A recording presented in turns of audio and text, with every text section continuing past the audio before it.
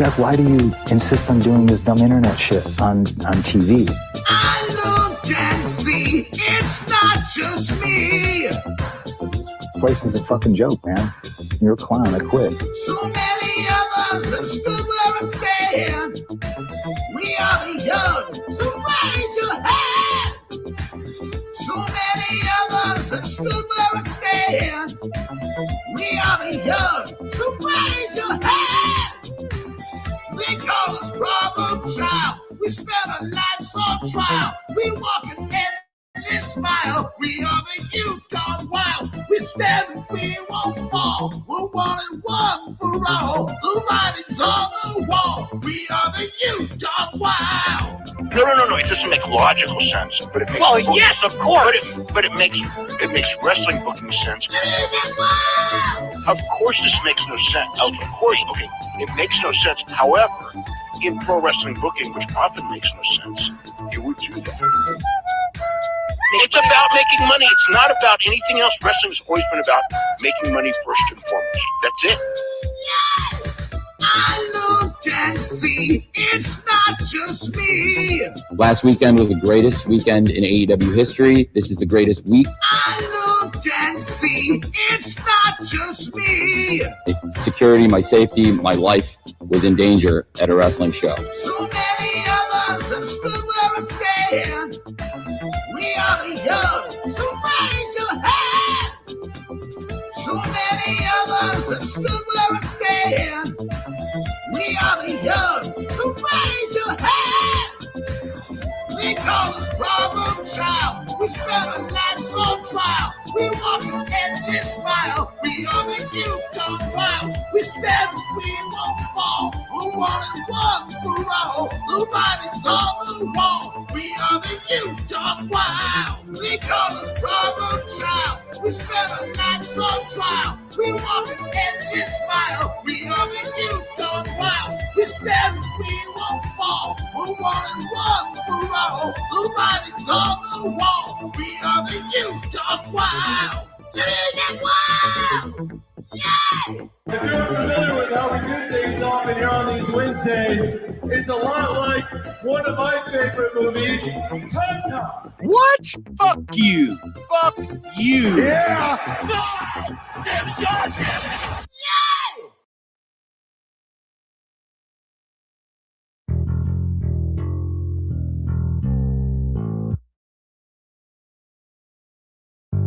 B3CCA.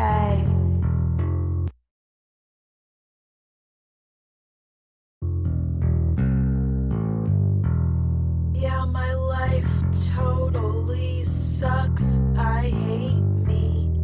I'm an idiot. I'm a piece of shit. But I hate you more than I hate myself. I hate you more than anybody else.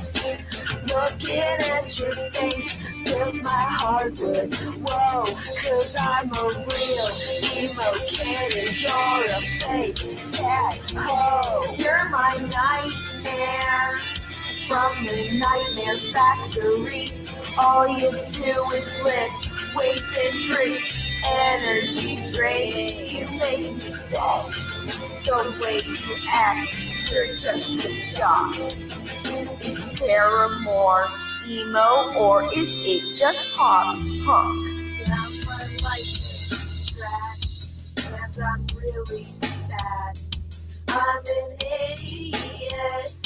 I'm a piece of shit. But I hate you more than I hate myself. I hate you more than anybody else. Looking at your face fills my heart with whoa, 'cause I'm a real emo kid and you're a fake sad hoe. Yeah, looking at your face fills my heart with whoa, 'cause I'm a real emo kid and you're a fake sad hoe.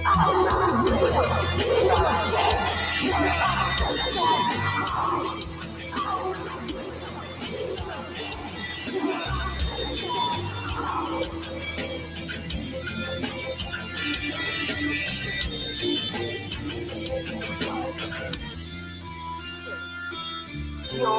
fake sad hoe. Spank a bitch.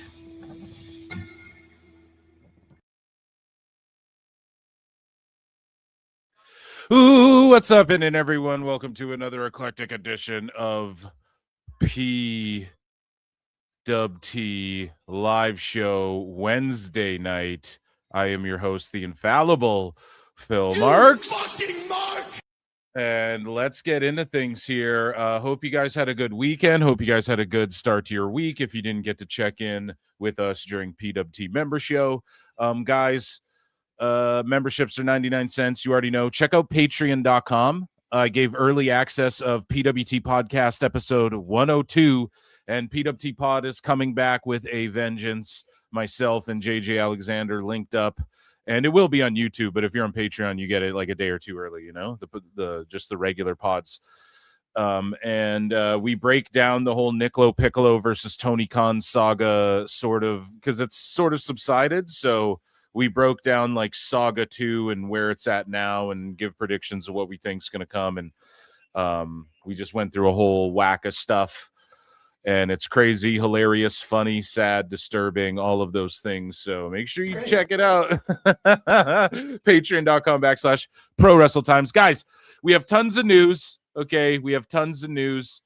We have miscellaneous news. We have Shelly Martinez snapped out on what's her face? Sorry, Janel Grant. So many names. We have Vince McMahon hiding money or stuff like this, right? Things of that nature, or being reimbursed for money, even though he was caught hiding money in the goddamn company or whatever. Are you sure about that? I'm not a lawyer. This is a cartoon. We have Tony Khan co-opted. He's a self-made man. And so, of course, he would identify with self-made people and co-opt the dirt sheet self-made, and of course Ibou. We have a bit of a sicko segment. We're going to laugh at Ibou a little bit tonight. Dynamite is on right away in like 20 minutes, and we're going to preview the Elimination Chamber. And there's some crazy like indie news and sort of miscellaneous from the world of wrestling news, and some more MMA UFC shit. We're not going to dive into the weeds with like fighters and fights, just more touching on this whole TKO sitch that's going on and how it pertains to WWE. And WWE also beat, they cashed in again and they outdrew UFC. So we're going to talk about that a little bit and so much more. Hit like, hit subscribe if you support your boy Phil. And let's get into this show, ladies and gentlemen. It is time for some bad news. Phil Marks Out is my other channel. Ladies and gentlemen, Been inactive, not gonna lie. I've got some bad news. Been inactive on it, not gonna lie. Been busy. So in some in sad news here, indie wrestler Lars Luger and his mother killed in Pleasanton shooting, and the suspect was arrested. So condolences, you know, just deepest condolences. It's a travesty when things like this happen. And unfortunately, starting with some sad news in the world of indie pro wrestling. But perhaps things on a more lighter note, Mauro Ranallo will be doing commentary for Ring of Honor Maple Leaf Pro Global Wars Canada, buddy. That's March 27th. So about a month from now. And I'm excited. I'm excited for it, I suppose. I haven't seen a card or anything, but I support this Canadian shit. We couldn't get the gold medals in hockey, but we're going to do the damn thing here and put on a good show. Hopefully Scott D'Amore helps Tony Khan put on a good show here. Moving along. So in other news that's semi-indie related, but also relates to WWE and UFC, which I want to talk about. UFC signs a WWE tryout athlete, Kill Bill, for a short notice Mexico fight. So she's 8-0 in MMA, and UFC just signed her last second, and she recently tried out for the WWE. I forget her name, actually. Let me check this out here on MMA Junkie and USA Today. What's her real name here? Kill Bill is like her ring name. You know how every UFC fighter has a gimmick nickname, and you kind of get known by it, Shogun, Rampage, etc. And so she's 7-0. She's 8-0 now, but 7 finishes. And her name is Regina Taran, or Taran, however you pronounce it, but she's native to Mexico there, and hopefully everyone stays safe. Like, shit was popping off. I don't know if it was in Mexico City, but Mexico shit went crazy there for a day, and I just hope everybody's safe and sound and that's all figured out. But with that being said, we could have a potential crossover star in the making here, and she's got her the bride gear on here. And speaking of UFC and whatnot, so let me see here. Staging a UFC event on the White House lawn is expected to cost around $60 million. So they're spending $60 million, TKO is, to put on this White House fight card. And the dude in the main event will be lucky if he makes $300 grand to show and $300 grand to win. Do you know what I mean? Like, they're just spending this money. Signed Conor Benn for $15 million or whatever. I mean, the price is definitely right, Bobby.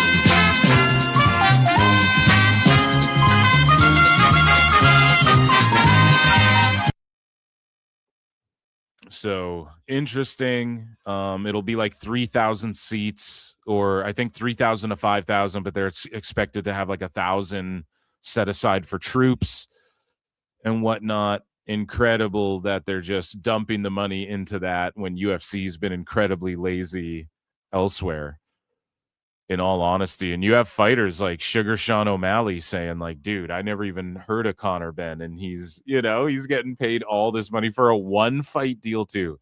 He could just turn around and fuck Dana and go back to Eddie Hearn right after. It's just Dana trying to flex, and it's crazy. That's what the WWE money is being spent on, But because of this money and how TKO has handled their business, taking care of business, Frank Warren is suing SCLA and TKO.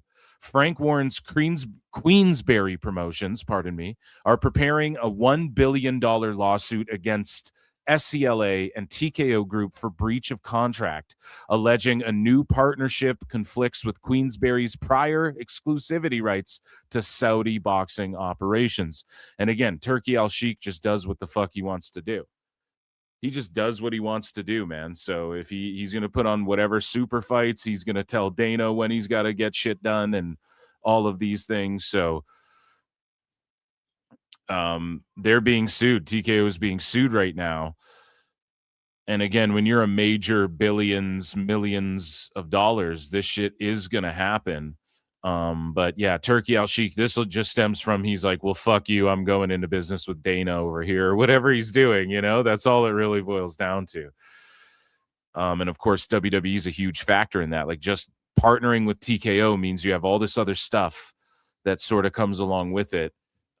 So if you work with WWE, it doesn't automatically mean, UFC is going to be included. But what have we already seen? Like, immediately, we've seen WWE NXT events out of the Apex. We hear about they're moving offices to Vegas, and they're operating more out of Vegas. We're seeing crossover people. Like, how was this girl on UFC's radar? Oh, we got her. Boom, signed her. Last minute fight. Shinsuke's walked people out.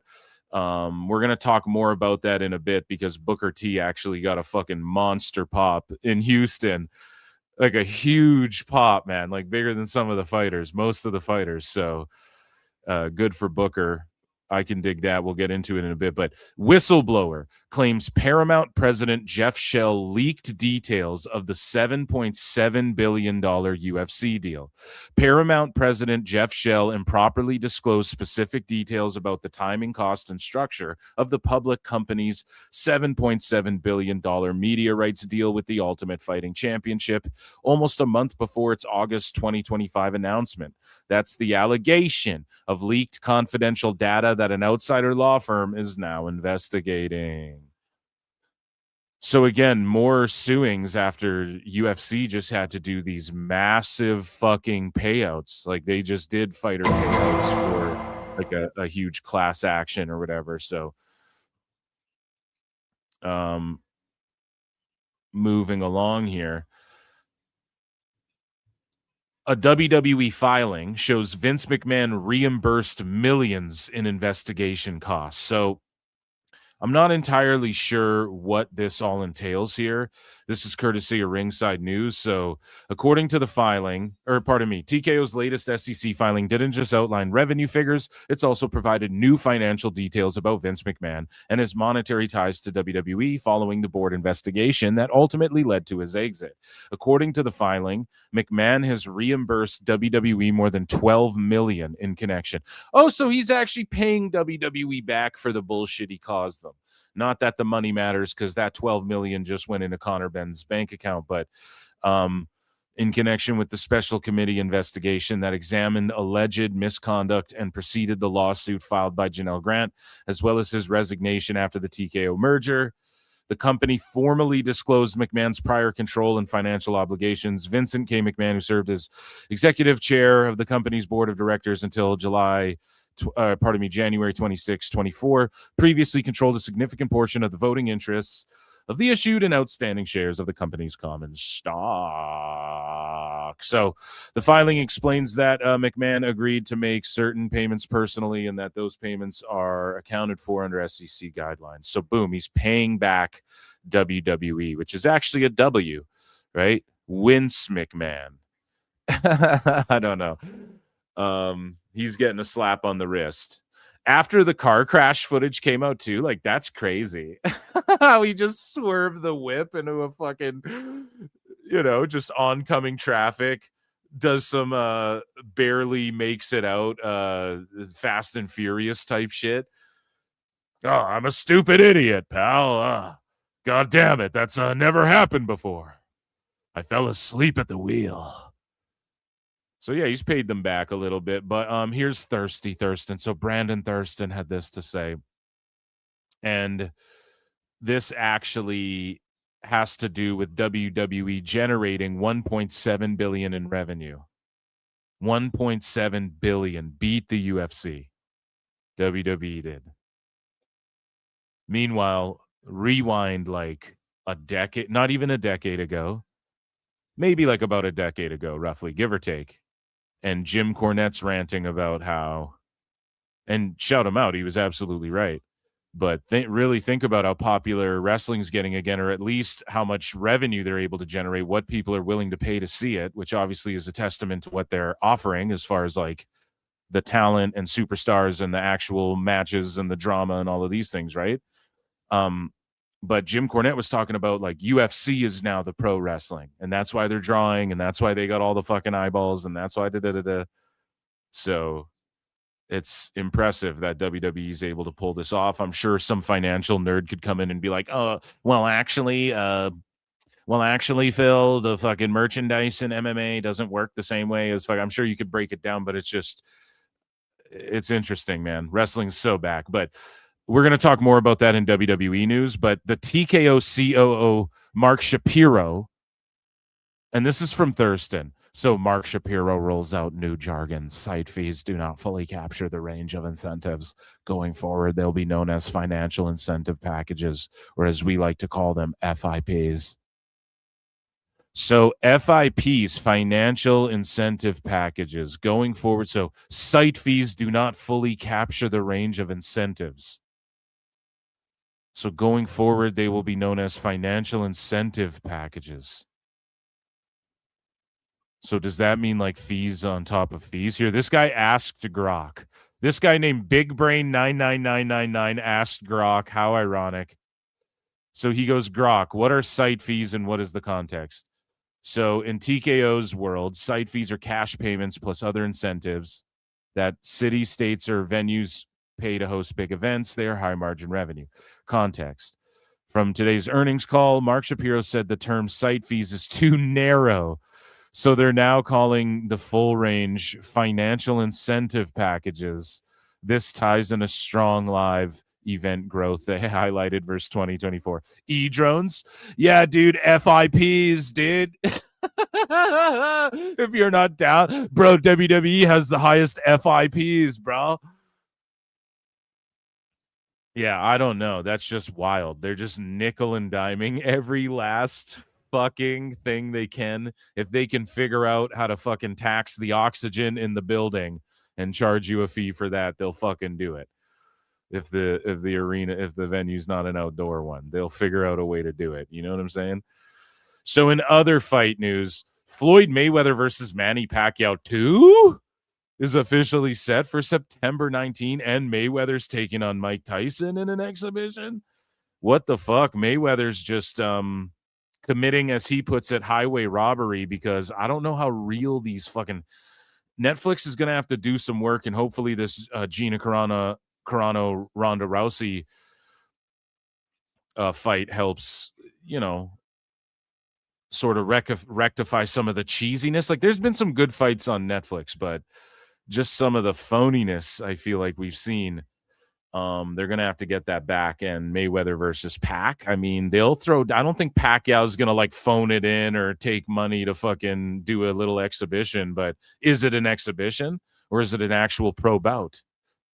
That's the other thing. And they always change shit and flip it up. So hopefully this is an actual pro bout and not just an exhibition. Mayweather will win. Mayweather clears. I think Mayweather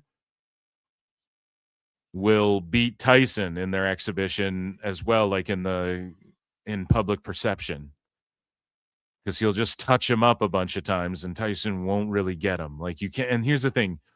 You can, but you can't really pretend to let a guy like Tyson land shots on you. Yeah, let's try and make it look real, and you're that much smaller than him, especially Mayweather. Like, he could just get starched, and Mayweather's, his whole gimmick is he's undefeated. So he's never going to tarnish that. The only person who claims he beat Mayweather was another exhibition bout. It was Logan Paul, and look how Mayweather handled him. And Logan Paul was trying to whoop Mayweather's ass too. And Mayweather just carried him along and tagged him up.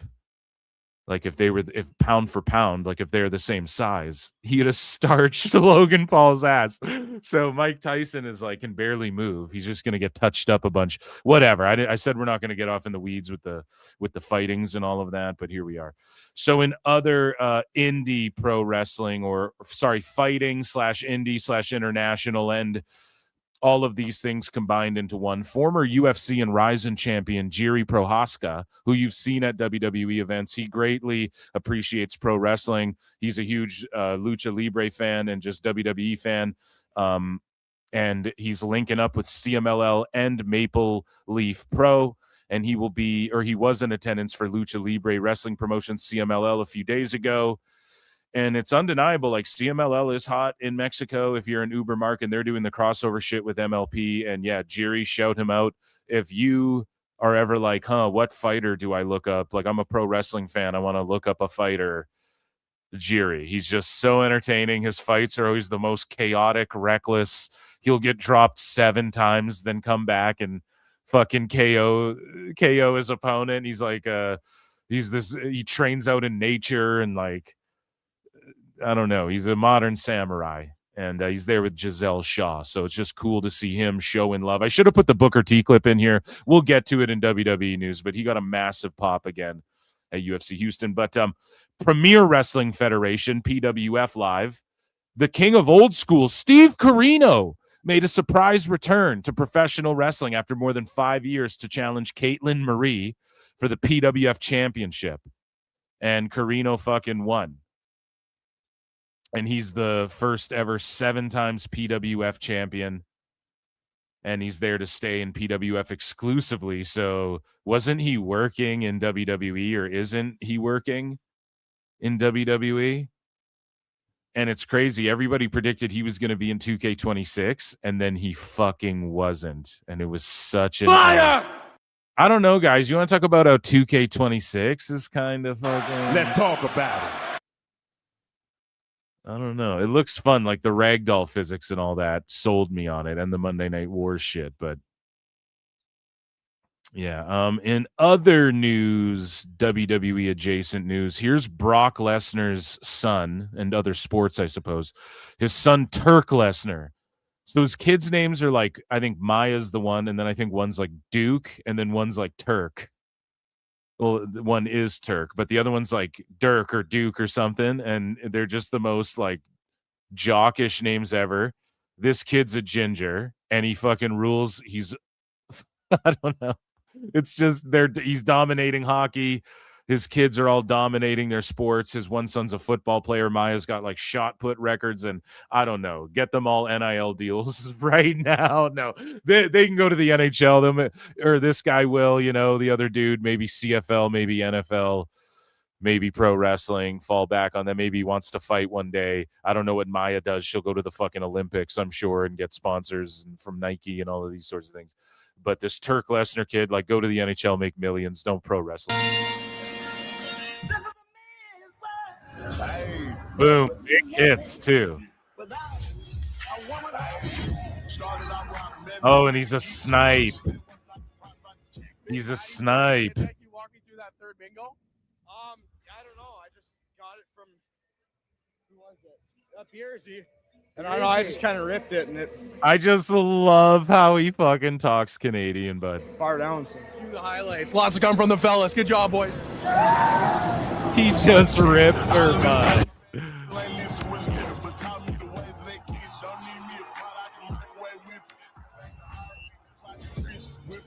Yeah, and he's like bigger than all the kids too, all the other kids, more or less, you know, like frame wise.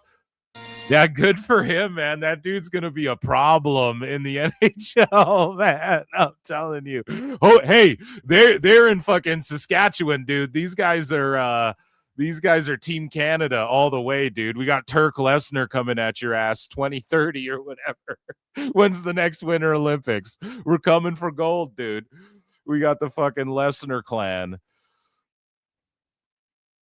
on our side. Holy man, that kid's a little tank. So speaking of creepy shit, I guess, I don't know, that wasn't creepy, but or that kid is pretty terrifying on the ice. But something terrifying in real life is robots and AI, and we all can agree. But Antonio Inoki, who is a terrifying man in and of himself, let alone robot Antonio Inoki, and this sounds like something out of a 2K game, but he is returning in the form of an AI Inoki and a humanoid robot. You fucking... You what? A literal E-drone. What, dude? Coming back from the dead as a robot? And like, I wonder if he took notes and journaled and chronicled shit and then like downloaded it, like you get an AI to process it all and then it like recreates your consciousness and shit. There's like people who've been testing this for like a long, and this isn't even conspiratorial, like some dude did it who was in robotics, and he's in like engineering and shit. He did it with his wife and his wife's journals and shit, and this was like all over the news and stuff like a decade ago. So imagine where that shit is now today, and we're gonna get, what is it gonna be, life-sized? Is he gonna come in like, you remember the Inoki slap where he'd go up and like slap pro wrestlers or MMA fighters, and it was like a sign of approval, like you know, you're gonna be something. He famously like slapped the shit out of Lyoto Machida, and look at what Lyoto Machida is, one of the best. And I wonder, is Inoki going to be a robot just fucking slapping people's heads off? An Inoki bot punching fucking holes through fighters' heads? Wrestling's not fake! Fucking Mecha Inoki. I just watched all the King Kong Godzillas the Monsterverse, right? They fight Mecha Godzilla, fucking Mecha Inoki. So a humanoid robot which aims to be completed by his birthday next year, the Android Inoki project. Like, that sounds terrifying. That's a Netflix. That's one of those Korean Netflix shows. You guys know what I'm saying? That's like All of Us Are Dead or whatever. Fucking Ichi Sanda. Inoki, of course, bringing pro wrestling to Korea, but that sounds like some scary fucking docu-series on Netflix, a 6-parter. So it's a collaboration between the Inoki Genki Factory and Avita Inc., with the goal for the robot to be an advisor to the youth 100 years from now. That is fucking terrifying. Jesus Christ. Someone preserve Jim Cornette's brain while we're at it. This is a possibility. Speaking of things being possible and anything being possible, Matt Morgan, friend of the show, says, after sharing my testimonial of how I overcame my opioid addiction 20 years ago this April at Leadership Seminoles fundraising telethon for Recovery House of Central Florida, I get interrupted live on the air by someone putting both of those two amazing organizations down. So let's check in with Matt Morgan and see what he's doing here. And a round of applause for his sobriety. And I implore you all to check him out, BP Matt Morgan, or BP Morgan on X. Let me just quickly double check it. It is BP Matt Morgan. Pardon me, I was correct the first time. And support the link there that he has.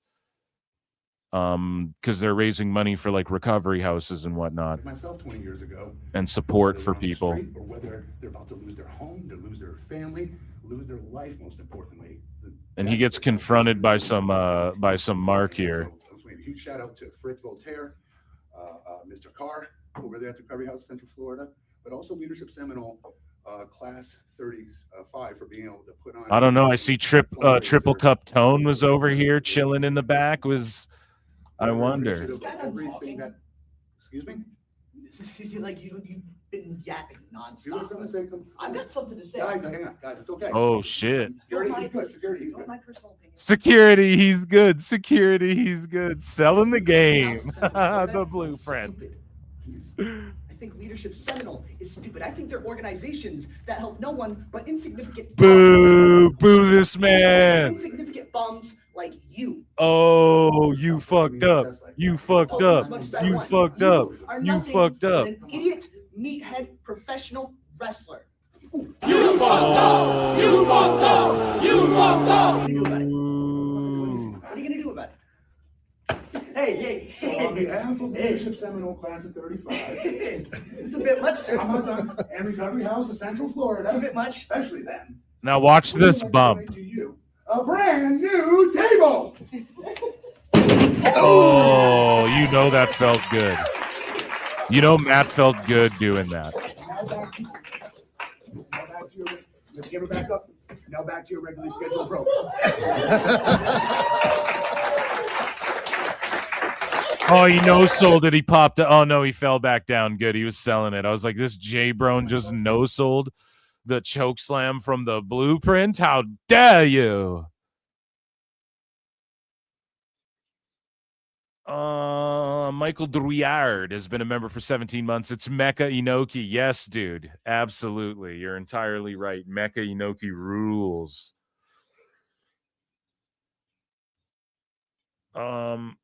Let's get into, and that was a shoot, by the way, guys. I don't know if you know. So speaking of shoots, Jasmine St. Clair and Shelly Martinez both had something to say about Janel Grant. And we covered Janel Grant on the last show and what she had to say about Vince McMahon for the first time publicly, and WWE, and saying how they also, victimized her, and or she felt, I don't know if she said victimized exactly, but they sort of weaponized storylines against her is what she alluded to. So I guess that's being a victim and whatnot. or being victimized. And so Jasmine St. Clair, pornographic actress, and I think she did some shit in like ECW and WCW. No, I'd have to Wikipedia her, but I don't know if my wife would appreciate that. You know what I'm saying? But she had this to say about Janel Grant. And she said, well, social media, well, she didn't say this, but Ringside News says, while social media fractured into loud debates about NDAs, corporate transparency, and legal process, St. Clair zeroed in on one point. She does not believe Grant is a victim. Responding directly to coverage of the controversy, St. Clair posted a blunt reaction on Twitter. Two things. So this is what St. Clair had to say. Two things. Who is paying her to say all of this? Does TKO have anything to do with this? But most importantly, she's not a victim. All she's doing is slapping real victims in their faces with her false victimology. And unfortunately, in a world where like we have insane shit going on, crazy things fucking going on in the world, files being leaked and all this shit, kooky shit going on in the world. And then you have a woman where, and again, I'm not trying to defend Vince. I'm the last guy to do that. But listen, man, if he gave her $3 million, would she have just been cool? We went over all the gifts that Vince gave her as well over the years that I guess were documented in court. And some of them were silly. It was like meals that I'm sure she shared with Vince. And then other stuff, you know, he was buying her bags and all this stuff. I don't fucking know. At what point it becomes like, okay, was she getting passed around and stuff? Like, who fucking knows, right? Like, I don't even know what she's entirely alleging because it seems unclear. Like, Brock Lesnar got dragged into this. Chael Sonnen brought up as well. He's like, did anybody even confirm if that was actually Brock? Like, we actually don't know. Nobody said, like, she just said it, you know, but at the same time, like, if he just gave her $3 million, would this have not even been an issue? And then meanwhile, you look at like horror, and it's not like to lower one tragedy to raise another, but is this as tragic as, you know, or did, like, I don't fucking know, man. But yeah, this woman here, no, I'm just totally joking. Jasmine St. Clair said, though, that she's not a victim. She's slapping real victims in the face. And, you know, she was not alone in thinking this and having similar sentiments. And speaking of being slapped in the face, I mean, Shelly Martinez wants to slap or says somebody should be slapping Janel Grant in the fucking face. And she says that she's acting like a little bitch who needs to get her ass beat. So here is Shelly Martinez. I get it. I get Janel Grant and where she's coming from.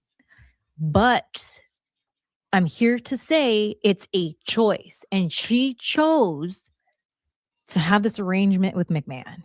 She chose to go through certain things to get what she wanted at the end of the day. And then where it really makes me mad is there's people out Your tag is failed OnlyFans model. there that did not consent, men or women, I don't care who, they did not consent.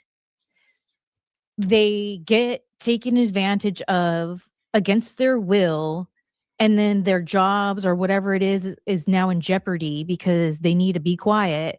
Like, those stories exist, and a lot of those stories don't get out there because they have to comply, because you got all these Janel Grants out there trying to act like this little do-gooder when you knew it, you weren't taken advantage of. It was very clear. You get X, Y, and Z, and this is what you have to do for it. If you want to continue to have this thing, I'm sure it's like, if you want to continue, it's like Squid Game, vote X. If you want to leave, vote circle. If you want to stay in the game, you'll be split into groups of 2. This half of the plane, if you vote X, the kittens all count as 1 vote.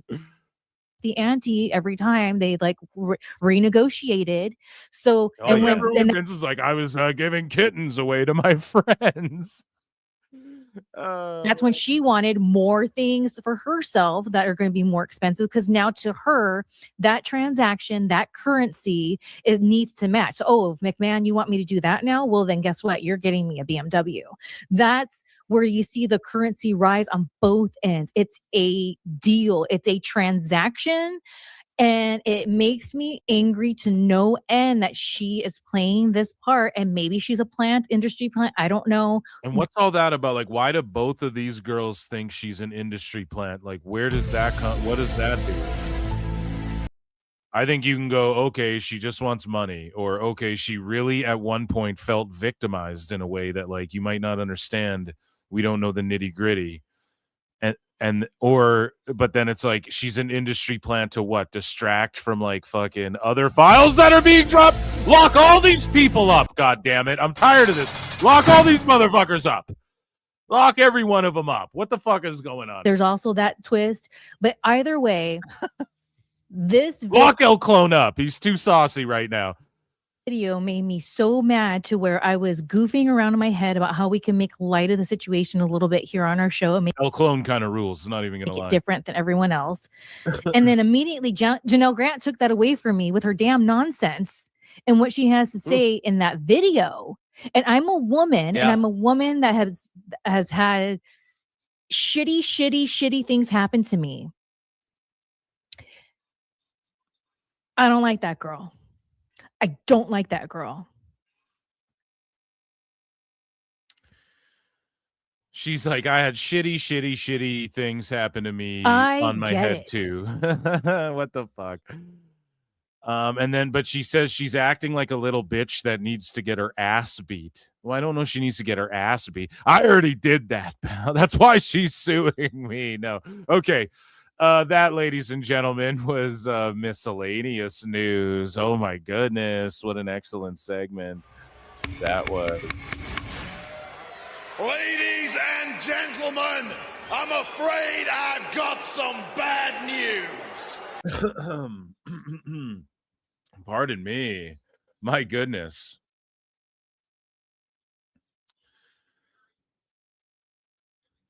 Okay, and we're getting some thirsty Thurston stuff live on the go for WWE news. Let's talk about WWE because we were yipping and yapping about it already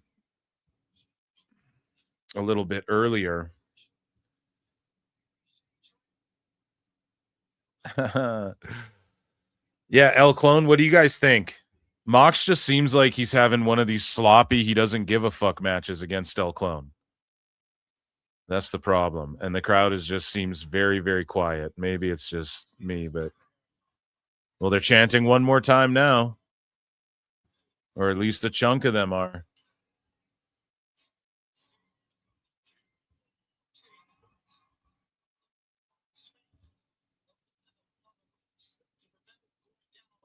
So, yeah, let's get into some WWE news, folks, as we watch Moxley chop the shit out of El Clone, who's pretty cool, man. Hologram's cool. El Clone's cool. Like, you know, the concept's been done in Lucha already, and it's like, at least he owns these IPs.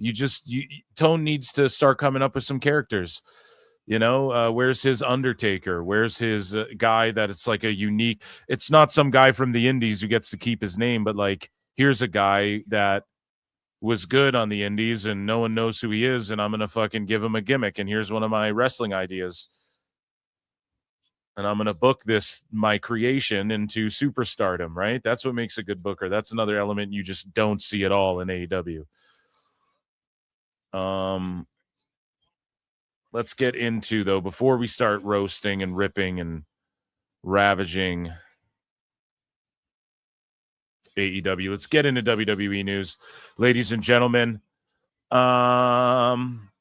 Before we get into it, Cashman A for 5 says, I'm not going to tell you how to do your show, but I'll give you my opinion, and I think you should never touch the Vince McMahon stuff again, please. He's begging. I know, it's traumatizing. Emotional damage. It's traumatizing. Yeah, I don't know. No guarantees. There's no guarantees in this life. That's all I'll say. So, ladies and gentlemen, speaking of guarantees, one thing that is a guarantee in life is that NordVPN is going to hook you up with a good deal if you use my link below, nordvpn.com/pro-wrestle-times, and make sure you sign up for whatever that deal they got going on. And they're always like giving away a gift card or giving 73% off or whatever. Get Canadian Netflix and YouTube. That's all I'll say. I'll promote that till the death of me. If you're a WWE fan, you can't go wrong. Speaking of WWE fandom, it's time for WWE News. Ladies and gentlemen, let's fucking go. So we talked about this earlier on. Booker T, he got a big pop. Are you guys ready for this? Road Warrior pops, Austin pops, now Booker pops at a UFC event.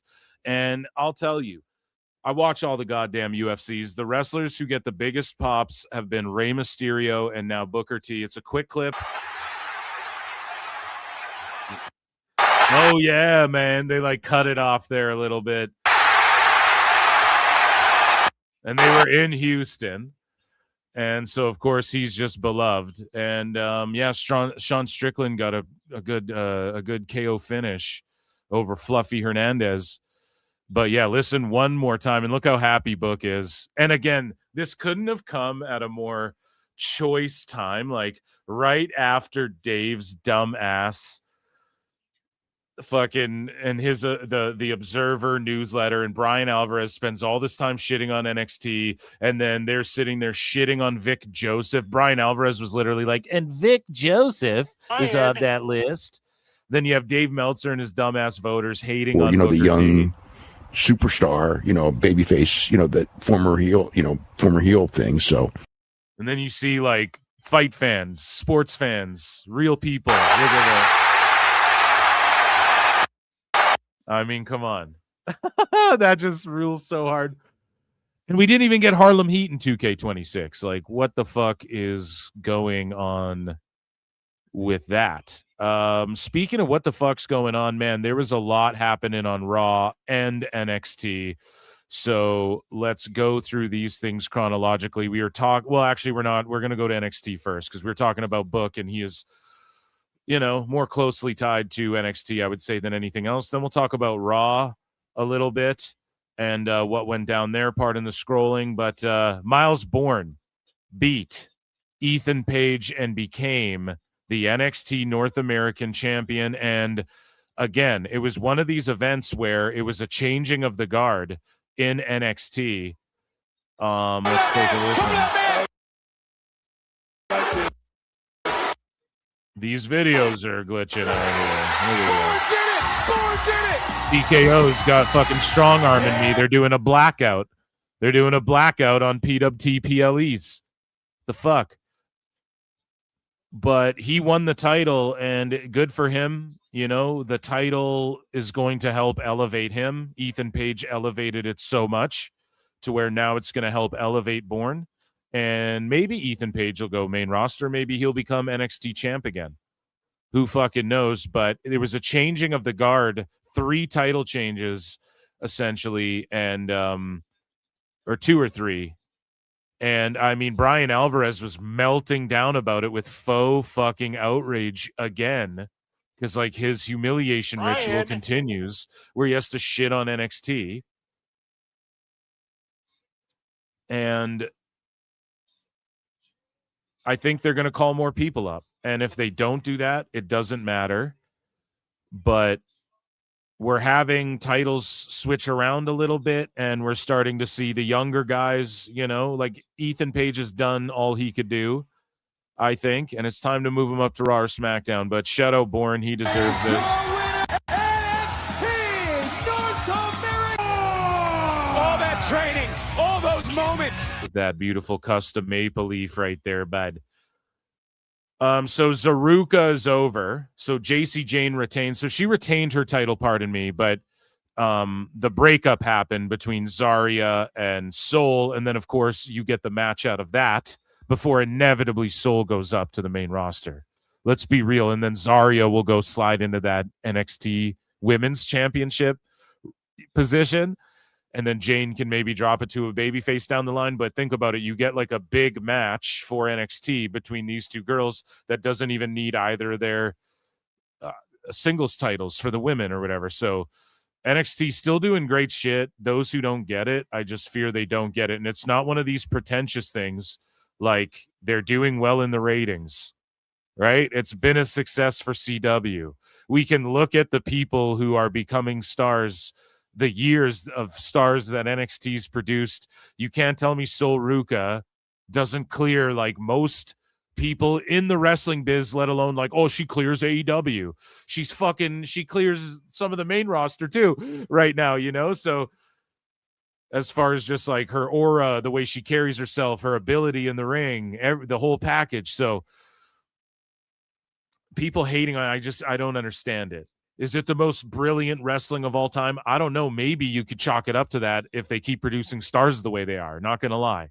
There's got to be something to it. Was OVW the most brilliant shit ever? No. Well, you got Batista, Brock Lesnar, John Cena, Shelton Benjamin. You got all of them out of one Randy Orton out of one class. So what is really important? You know, what is the greatest wrestling of all time, Brian? The greatest thing I've ever seen. You know, I don't want to hear that fuck shit. you, bye, boom. But yeah, Zaruka breaks up, and then JC Jane did like she does a great job with this too, to where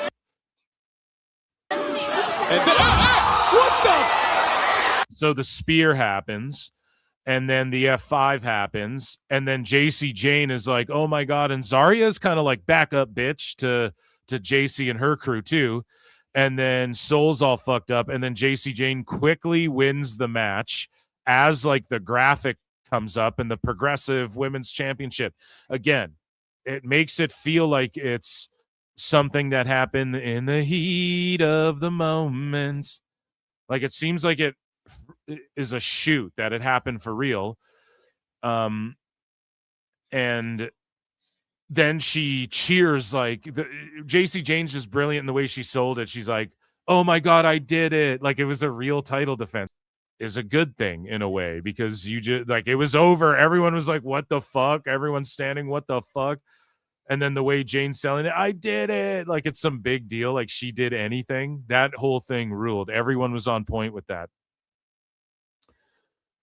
So another NXT Evolve and adjacent news, WWE has filed to trademark WWE Evolve Succession. So is that like Dark Elevation, or what the fuck are we talking about here? Not entirely sure. Stand and Deliver. NXT Stand and Deliver 26 will officially take place outside of WrestleMania week for the first time. The show is set for Saturday, April 4th in St. Louis, Missouri. And again, you can get some main roster guys to maybe pull up and be like, hey, you know, we did a great house here, and this is the future of NXT and all that, because it's their Mania. So, you know, it would be par for the course to have like a Randy Orton show up and RKO someone, or maybe just put someone over as far as like in a promo or a little segment or something backstage. That all makes sense. And also this is better for those guys and girls who train and typically perform. They train to perform at night, and they routinely perform at night, and they're used to performing at night typically. And then and of course you got to go to Europe. There's exceptions to every rule, but then their main event of the year, if you will call it that, their WrestleMania, if you want to call it that, Stand and Deliver, where they stand and deliver. They're expected to do so like in the morning before lunch, you know, before WrestleMania. And I just think that that's stupid. So this is a way better solution. And I think WrestleMania, it's a 2-night event. It could be a 2-week affair as far as like Hall of Fame, Stand and Deliver, fucking Legends Roundtable with the Hall of Famer or whatever the fuck. Like you could do so many things. The roast of Wrestle, you could do that on just a different night. And I get it, people are in town and all of that, but all this money you guys are making, you can fucking keep people in town. You can get people in town. You can show for them around. You can get them plane tickets. I don't want to hear this bullshit. So, yeah, Stand and Deliver. I stand and applaud. that decision to move it to a different day. Succession is their special episode takeover type show. They had one months ago. Thank you for that. Thank you. So they're just like re-upping it, or they didn't even trademark it to begin with, but Succession is essentially their PLE type. What we build, because you have to have, it can't just be like we're doing stuff every week. I mean, maybe if you're AEW, but there has to be like an objective in mind. So yeah, that'll be cool. I can't wait to check that out and watch that. So I want to talk about Raw a little bit. Let's do AAA first. Let's talk about the Grand Campeon, Dominic Mysterio. He gets the opening ceremony started for San Diego FC. And he got scared of the pyro. Is it a work or shoot, brother?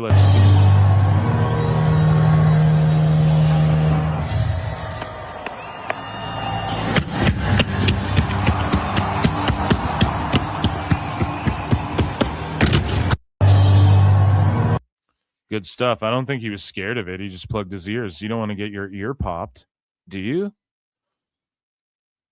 So the contract has been signed for Rey de Reyes. If Dominic Mysterio wins, El Hijo del Vikingo cannot challenge for the AAA Mega Championship.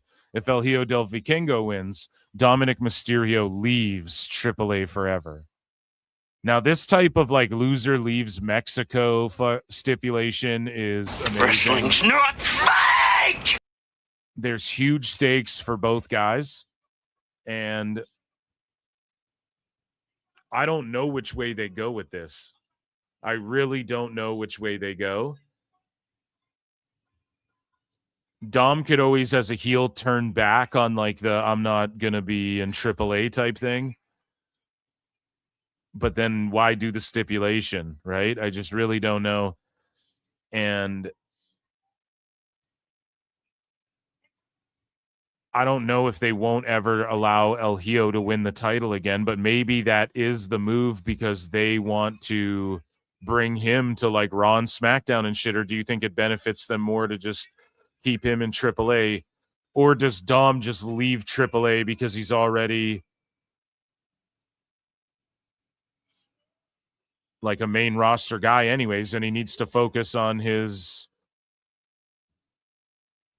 Intercontinental title and things like that, and moving up to possibly even a world heavyweight title one day. So I don't know how they play this, but it's interesting to say the least. It is interesting to say the least, man.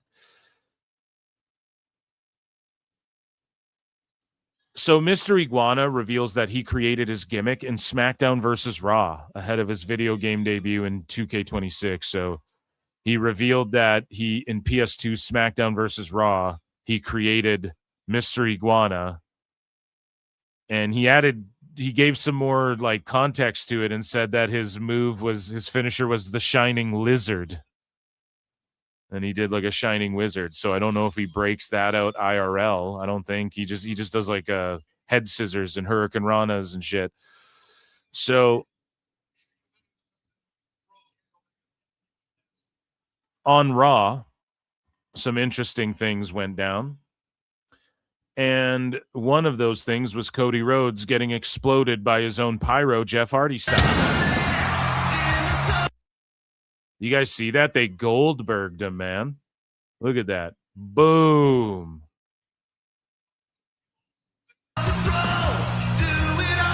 And the way he's sniffling, like, oh, my nose hairs are burned. One more time. Just look at that.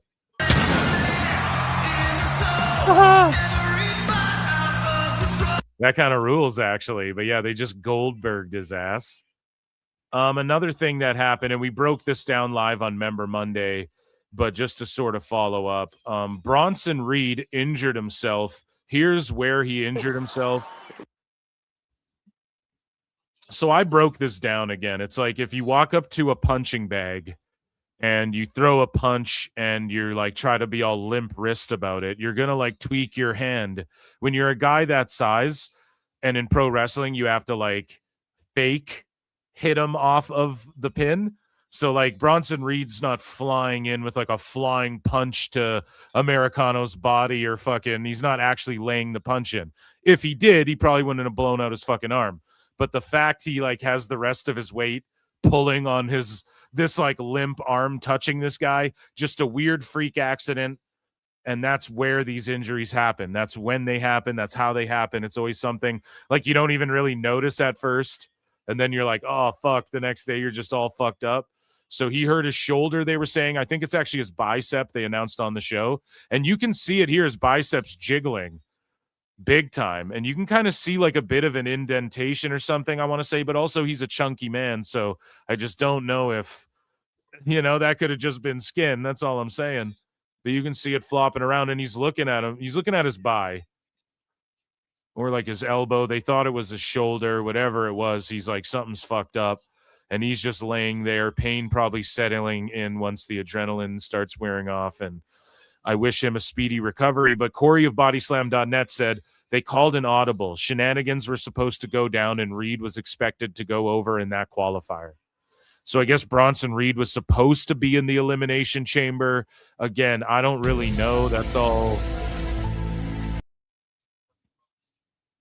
all conspiratorial as of now on behalf of the dirt sheets, but it makes sense. I think it's like 5 baby faces and 1 heel, as chat pointed out during the Members Monday show.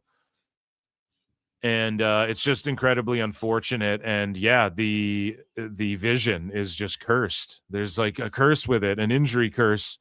But maybe it's just sort of to clear everyone out of the way and really focus on Braun and Logan Paul and Austin Theory like they should be. I like Bronson Reed, but I don't know if he's benefiting from the vision as much as everyone else is, type thing. So, yeah, I guess we'll believe the sheets for now. But yeah, they did announce that it was a bicep. In that triple threat match to qualify for the men's chamber, Bronson Reed has suffered a distal biceps tear, and Bronson will be out indefinitely. Switching gears now to Saturday. So he's missing that WrestleMania payday. Incredibly unfortunate. But we did get a AJ Styles tribute show on Raw as well, which was powerful. It was impactful, pun intended. It was awesome. And we had Frankie Kazarian on Raw, which is so just awesome to see.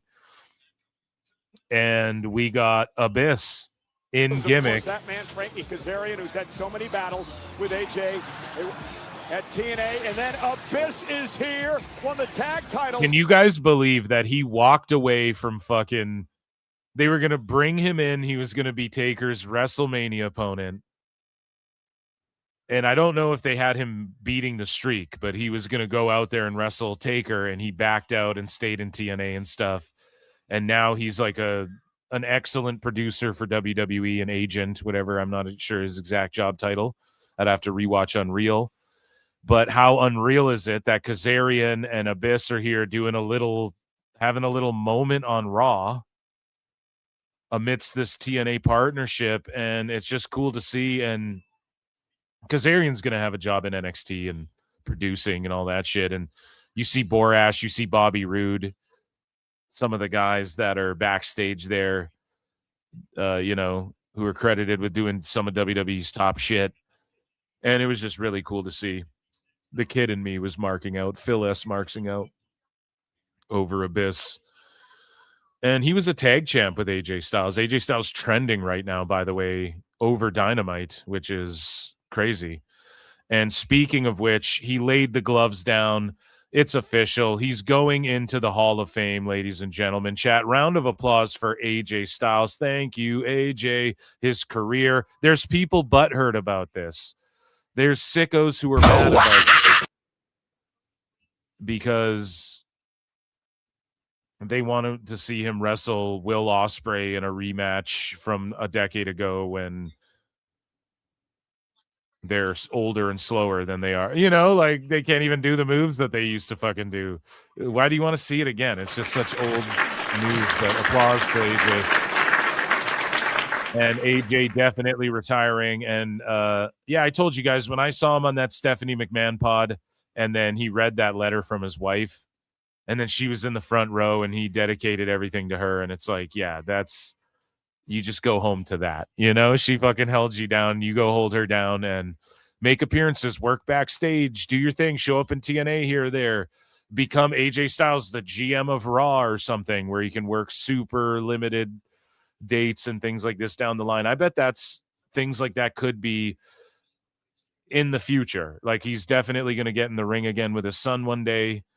He's even said, never say never, but like, I'm done. Like, this run is done. And yeah, just go home, relax. He's been doing it forever. Dude, they had fucking Air Paris in the ring. They had fucking Air Paris in the ring showing him love. You can't tell me that Triple H isn't a goddamn Uber mark. He was like terrorizing. No, he was already out of there by the time Air Paris and Air Styles showed up. Yeah, but, you know, he was over there terrorizing. He understands what it's like to be grinding it out in WCW, and he's always been a mark for the TNA shit. Triple H has, so it's good stuff. And this is what AJ had to say after they did a podcast with him. This is what he said about WrestleMania and how it's not the right place to retire. What was it? Much like John Cena thought as well. That was telling you. Weird how the goats all think alike. You Royal Rumble, not WrestleMania 3 months later.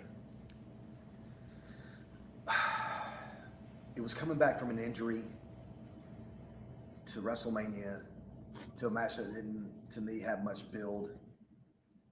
And WrestleMania, listen, I'm sorry to say, used to be the most prestigious PLE or pay-per-view, whatever you want to call it. But to me, it's kind of lost its luster a little bit. But as far as the Royal Rumble, that's special to me because that's where I made my debut. So to be able to end where I started. Yeah, it's way cooler to like debut like a decade to the event. You can say to the day, I guess. But Rumble to Rumble, 16 to 26. That was the era of AJ Styles. That fucking rules. And that's awesome to call your spot like that. And that's like a cool, I don't know, it's like some Trivial Pursuit type shit, you know? It's poetic. It's poetic. It's just, it's legit one for the books. One for the fucking history books. So I love that. Moving along here. And yeah, the Raw tribute was muy emotional and all of that. Two superstars that we're used to seeing on Raw are AJ Lee and CM Punk. Maybe Punk more than AJ Lee, but AJ Lee and Punk kind of put over Seth Rollins and Becky a little bit here, even though there's kind of a personal gripe between both, I guess, husbands and wives in their own respects. I love me some Becky. Yeah. I feel like it is, you know, an admiration. I think that we're very, very similar. I know I'm the best of my generation. I know she's the best of hers. So it's just sort of a morbid fascination of how can I beat the best and can I show that I can still go? So I love her and I respect her and I want to beat her pretty little face in. And you, Yeah, I'm just not, there's no heat on this AJ Becky thing. There was heat going into that tag match, and then that match, like, was what it was, you know? Wasn't that great. Wasn't that memorable, I guess. Like, just seeing Punk and AJ in there together was cool, but this match between Becky and AJ Lee, and we're going to preview Chamber a little bit here, there's just not a whole whack of a lot of heat. Like, I'm not overly hyped for it. And I'm kind of more interested in like, well, what are they going to do with AJ Lee at WrestleMania? Because this is, do you think she gets the belt? She might. You know, Maxine, I guess she's dealing with Natty, so Becky's in the clear. Does she cheat to win it? I just don't think that's the move. I think you get AJ Lee's name on that IC title. But then she's got to be a bit more of a workhorse than she's been, so we'll see. And then here's Punk putting over Seth Rollins. Seth Rollins is a great example of that. You know, he's a guy that fit the same mold as I did. Didn't have the size. You wouldn't look at him and be like, "Oh yeah, he's a world champion." And shout out Unsportsmanlike and ESPN. Now he's multiple-time, you know, heavyweight champion, and one of the. It pains me to say it, but he's one of the greatest superstars of the last 10, 12 years. So what is he saying? I love me. I mean, yeah, you can be objective about those things and also have a bit of a professional rivalry, maybe a bit of a personal rivalry as well. Those things are all allowed. They are not mutually exclusive. But on Raw Talk, which is a podcast that has nothing to do with WWE Raw, it's Bradley Martin's podcast. You guys know this guy? He's this like super jack guy who always is like, oh, I could beat you if we fought for real. And he says that to everybody, like MMA fighters and shit. And meanwhile, comedians have like wrestled Bradley Martin to the ground and shit. He's just a steroid abuser, for fuck's sakes. But anyways, he tried to shoot his shot with Liv Morgan. And she was revealing, she's like, I would choose the success over love. And she's okay. Like, she wants love in her life, but she's okay if she never gets like true love in this lifetime and stuff. And everybody do your own thing. Emotional damage. I was like, that's fucking sad, dude. Shout out Liv though, big fan. But yeah, I guess Bradley Martin shot his shot here. You think I could be a wrestler? I do. Oh, that was I do. I would love to do it. Give it a try. I think I could beat Dom. You think you can beat Dom or beat? Beat Dom. I don't think you can beat Dominic, but I think you can beat Off wrestler. rip. I think straight up first time.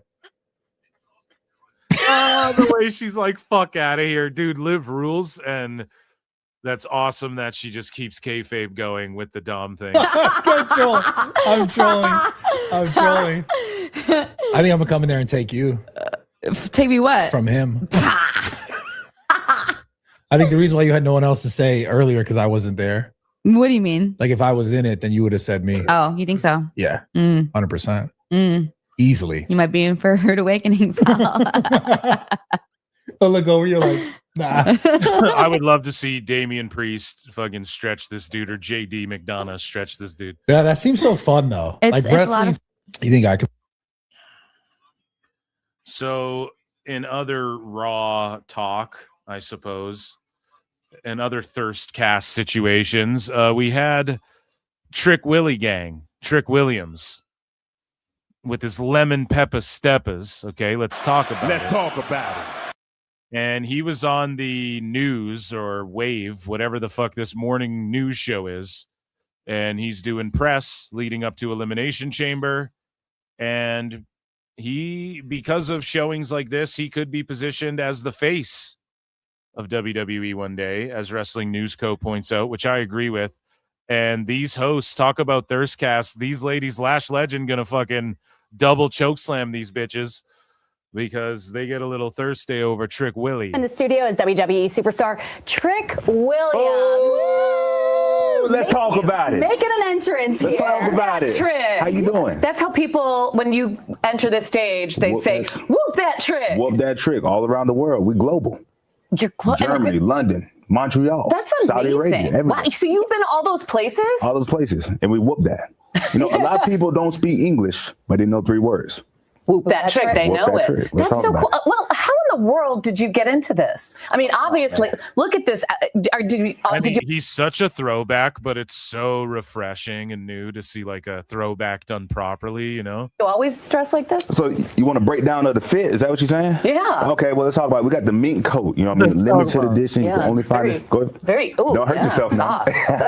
We got the pants, you know, very custom. It fits me just right. And then right here, we The call boots. this. I love those boots. We need to show these boots. But do you know what they call, Shannon? Olivia, you know what they call? No. The lemon pepper steppers.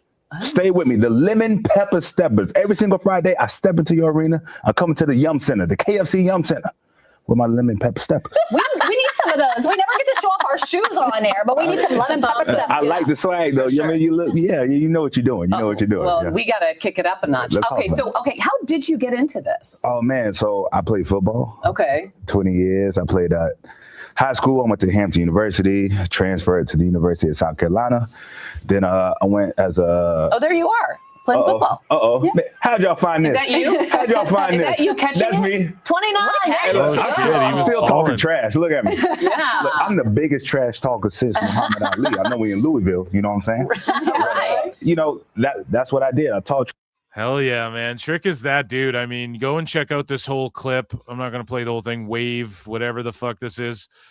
But yeah, Trick is that dude. Let's skim through this a bit because he's money. Yeah, look at him. He's flexing. Found a home there. And then I found my home, and I've been wrestling ever since. And you were just called up to the WWE main roster this year. I mean, it's only mid-February. What a year it's been for you. What's it been like to be joining the main roster? Unbelievable. Unbelievable. I mean, every single week I go out there, have the time of my life, excuse me. I travel the world with my lady Lash Legend. You know what I mean? We've been he's putting Lash over. These girls are jealous. Out the country more times in January than we have our entire life. And man, the crowds are rocking. We whooping that Trick all over the world. The arenas are packed, just like they will be next Friday at the Yum Center, the KFC Yum Center. We're going to pack it out. We're going to have a good time. That is so awesome. And do you always change what you wear? I keep it pretty simple. Yeah? All white, because I am the anointed one. I'm anointed to do what I do. So, we keep it all white. I love it. That's right. Yeah. That's Right. Awesome. Well, we will have to check you out next. Yeah, you're goddamn right. Who sees a guy that charismatic, that entertaining, and you don't at least want to check out what is he doing here in town? Wait, what is that on TV? Speaking of what's that on fucking TV, here's a commercial with WWE stars LA Knight, Stephanie Vaquer, and Penta. And it's for Intuit TurboTax. Get your taxes done, folks. I can sustain. Why am I comfortable with the pain?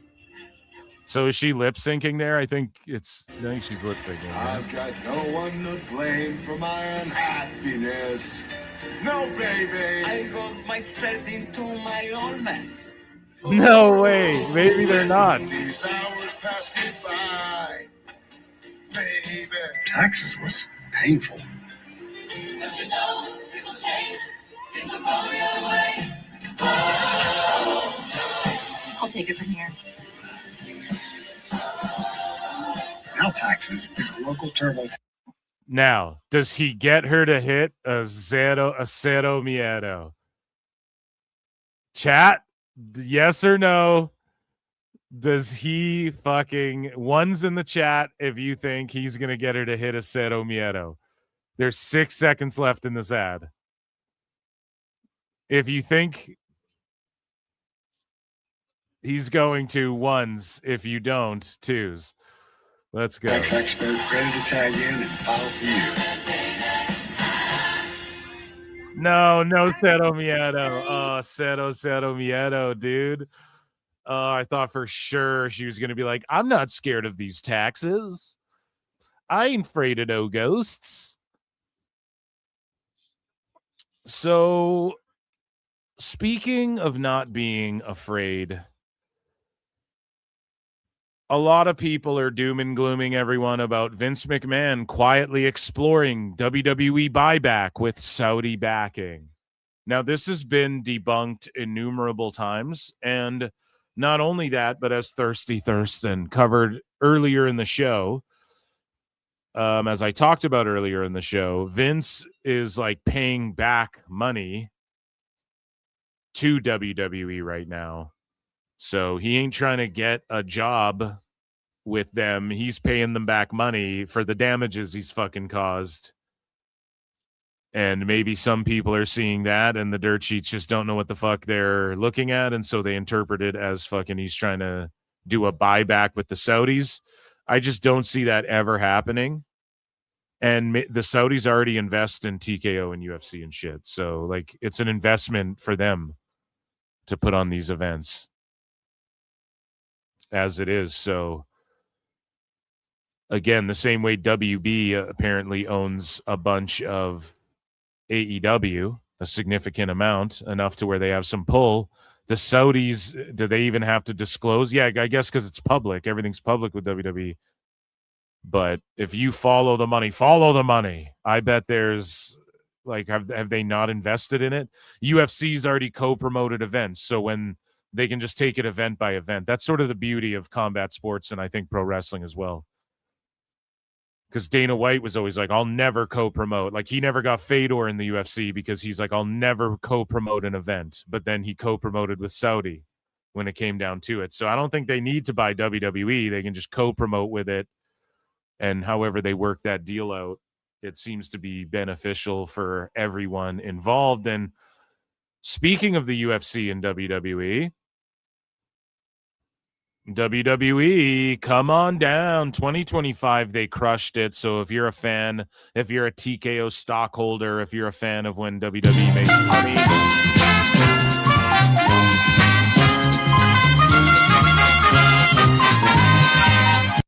they made all the fucking money. So again, like a decade ago, Jim Cornette would be ranting and raving and talking about how UFC is the new WWE and they're outdrawn and they know how to do it right, and that's why they crush the pay-per-view and all that.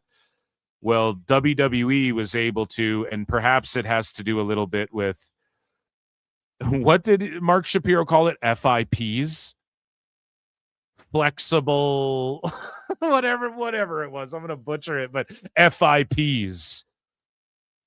Full investment project. I don't even remember what it stood for, but basically they're rolling out all this new jargon and they're just nickel and diming fans everywhere they fucking can. That's part of the show. That's part of business, baby. It is unfortunate, but as long as they can keep doing it, it's going to keep happening. And on the WWE side, we're seeing the money be spent on WWE. Like, we're seeing the money when I watch the show. I can see by the stars, the frequency, the rate they're bringing, that the stars are featured, like Roman, and how often like we get AJ Lee's and CM Punk's, how often we get new signees like Hobbs and shit like that, the production, you know, the stages for the Royal Rumbles. Like, we're seeing the money. I know people were shitting on the Royal Rumble arena, but if they just lowered those lights like they have it at the Intuit, they would fucking, it would have looked fine. It's just the fact that they put the lighting above the people underneath the lights, you know, it just looked like no one was there. If they were just lowered at arm length, it would have looked good. So I thoroughly enjoyed the setup and the layout of the Royal Rumble in Saudi and all that. It was cool with me. I believe a Mania will be there fucking more times than people would like to. We're going to go back there, Night of Champions, Mania, SummerSlam, fucking, you know, they just did Rumble there. Everything's going to end up going there. So just be ready. Money in the Bank. Have they done Money in the Bank in Saudi? I'm not sure, but either fucking way, WWE beat UFC in like everything it brought in revenue-wise, which is incredible. And so UFC, and it's also incredible based on what WWE pays the wrestlers. In WWE, wrestlers are getting paid better than the fucking fighters in UFC. So UFC 2025 revenue, $1.502 billion. For media rights, production, and content, they brought in 900. I'm not going to break this all down. They brought in $1.502 billion. WWE, $1.709 billion revenue. Now, what was profit and all that shit? I don't know, but that's billion with a B, son. That's fucking, they could spend that and buy AEW. Shad Khan would sell it for $1 billion tomorrow. It ain't worth that at all. You know what I'm saying? I'm tired of hearing Dave melt down and talk about, like, you can't accomplish doing this either if you aren't putting on a good show. You don't accomplish generating 1.7, and say what you will about UFC's efforts, but the best fighters fight there. So that's why they can get away with that shit. And the marketing is good as, like, not for individuals or individual events, but just the UFC in general. I don't know. It's gotten kind of lame. Dana White's kind of done some lame shit. Like, you know, teamed up with OnlyFans girls to try and push Power Slap and all this sort of shit. Like, that's just, it's gotten cringe, and he was hands off. You can tell he's way more passionate about boxing and whatnot, but look at what WWE's doing. Oh, it's just because they gouged everyone in the price of the tickets. Yeah, but they still sold that amount. Like, they still sold enough to do that. So, like, why? There has to be a reason.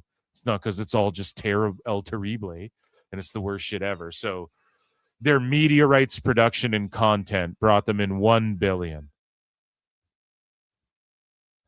And they brought in 200 million more. Actually, almost 300 million more than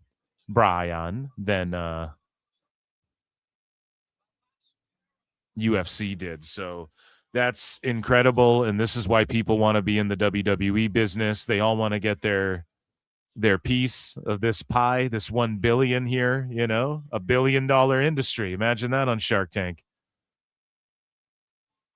So good for WWE. Again, I don't really, in WWE, you see the money. In UFC, there's not much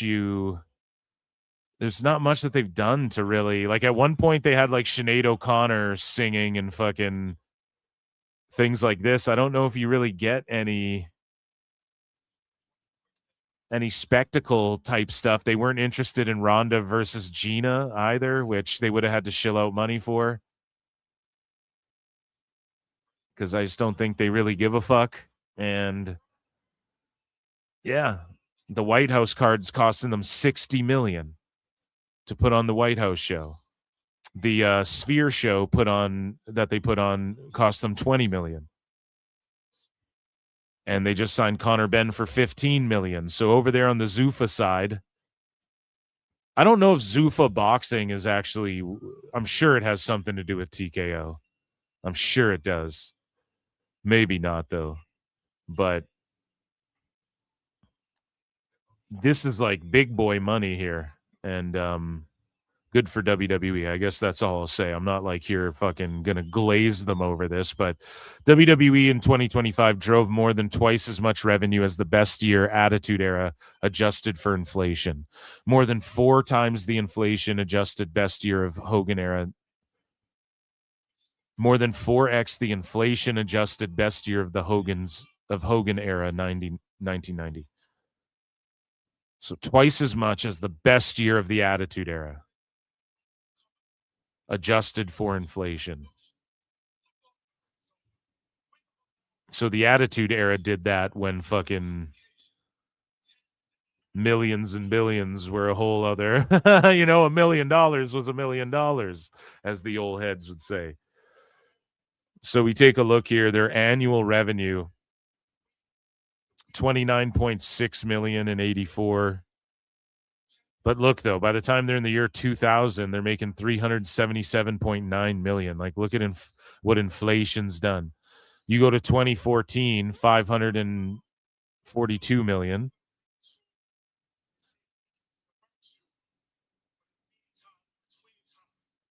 So what's crazy is that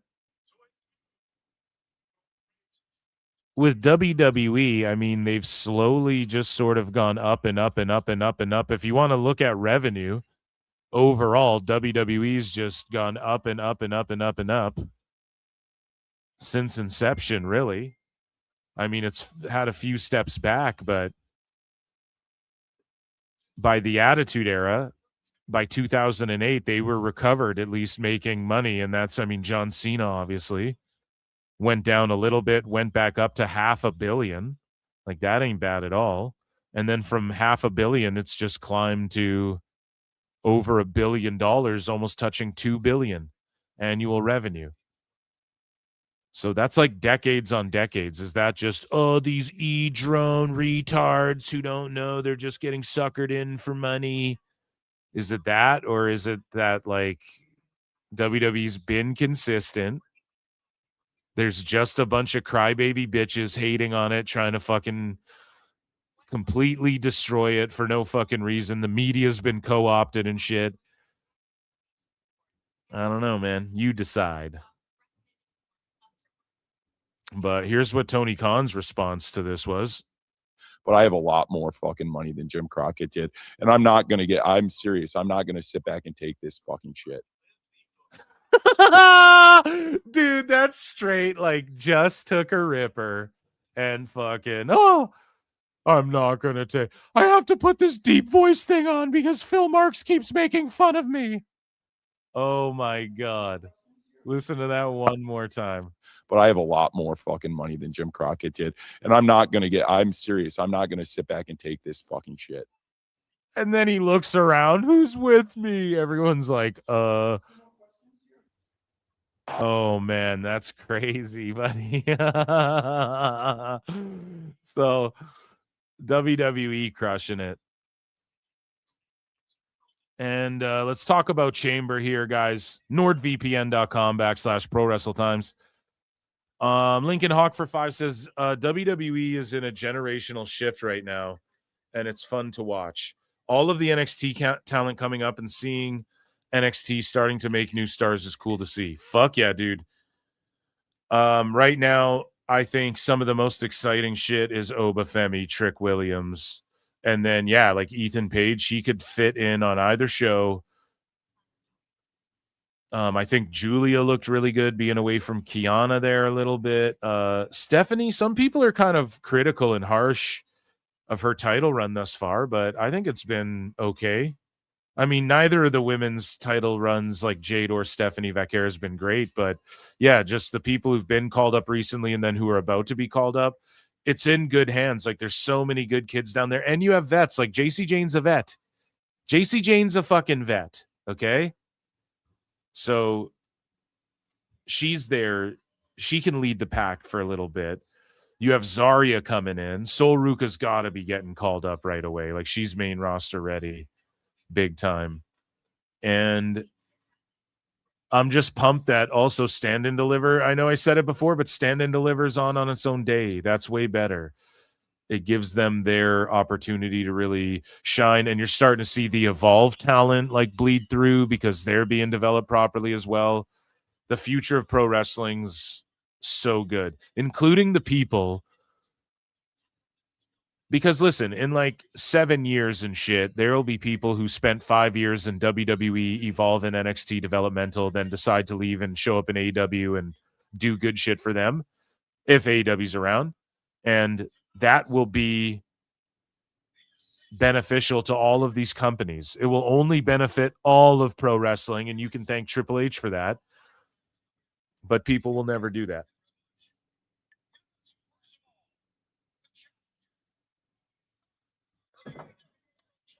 They'll just keep hating on him because he's on a fucking video game cover. So, Hangman Cowboys coming out. We might have to listen into this, folks. Dynamite so far, not so good. The crowd is... It's like half of them are loud, half of them don't know what the fuck they're even type of event they're at and don't know any of these wrestlers. And then... I don't know. The matches just weren't it. Like El Clone with Moxley going too long. Moxley just wrestling like a lazy bum. And then you have Orange Cassidy doing all that dumb shit with Gabe Kidd. Like Gabe Kidd fell off harder than anybody. He fell off harder than anybody. So I'm just pulling up. We're going to talk about Elimination Chamber. I just want to pull up the card here.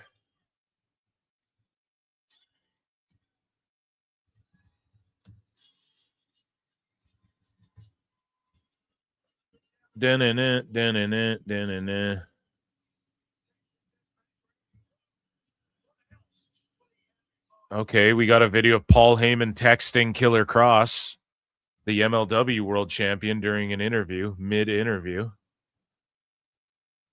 Maybe check that out in a bit. But yeah, let's pull up this Elimination Chamber card.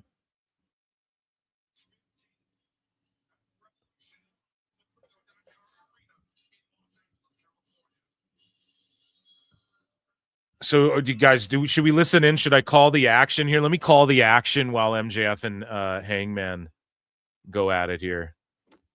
And let's just listen into what they're saying.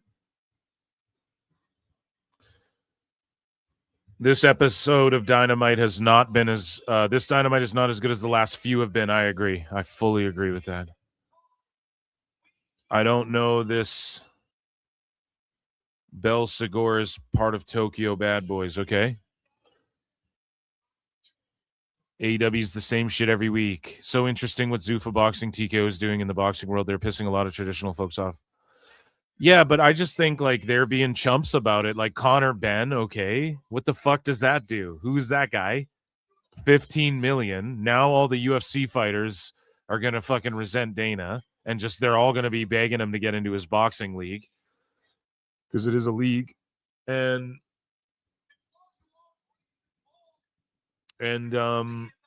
it's a one fight deal.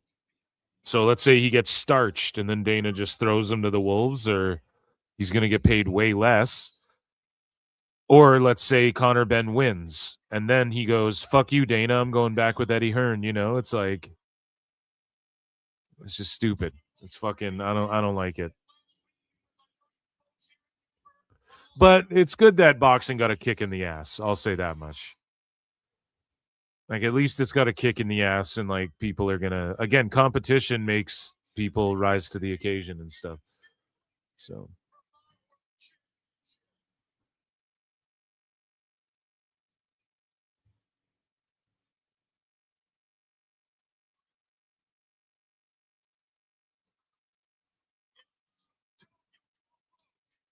if you smoke dope, you'll go broke. They're chanting weed, weed, weed, weed. This is just like a super mark indie fed, dude.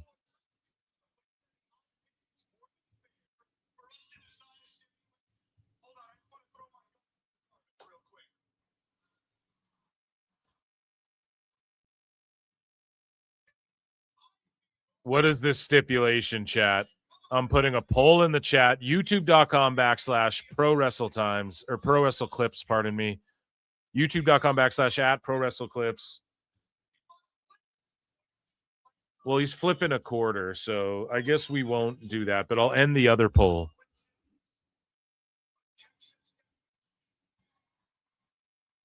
Guys, there's 125 watching. Let's get those likes up to 100. Coming to explain, doing a run-in on the show to explain to you how important 100 likes are. Chris Jericho. I look and see it's not just me. So many others have stood where I stand. We are the young, so raise your hand. They call us problem child. We spent our lives on trial. We walk an endless mile. We are the youth gone wild. We stand and we won't fall. We're one and one for all. The writing's on the wall. We are the youth gone wild. Let me get wild. Yeah.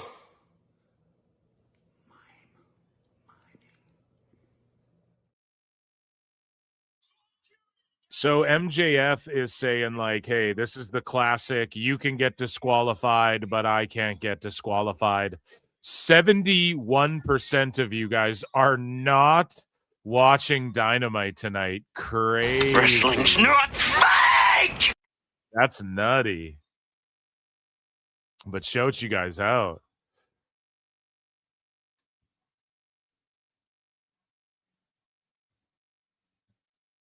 So, like, some of the people are chanting cowboy shit. There's just no real...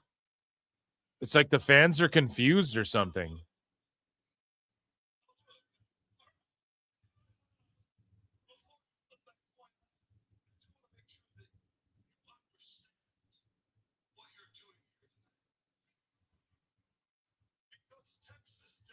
So, Hangman's like, Texas death.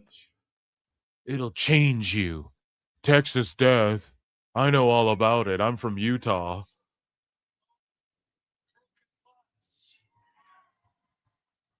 And then he's just talking about all the bullshit he's going to do. Broken glass.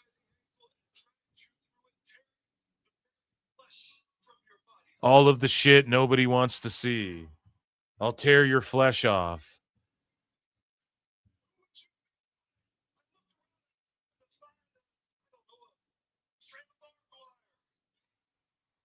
Talking about the barbed wire. Here, I have Dynamite card, by the way. Tear his what apart? I'll take your title too. Do you guys hear him whispering? The 70% of you not watching Dynamite, how dare you? You guys fell off. That's the problem. That's the goddamn problem. Not with you. But that's just the overarching problem. People just fall off. I swear, like a year ago, the numbers wouldn't have been that much. 30%, Brian, like 30% more of you, Brian, would be watching AEW right now.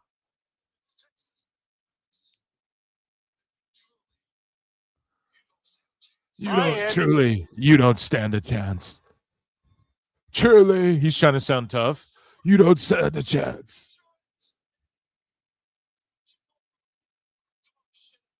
Even your dog shit idea. And now they're chanting dog shit. Oh my God. They just chant any cringy.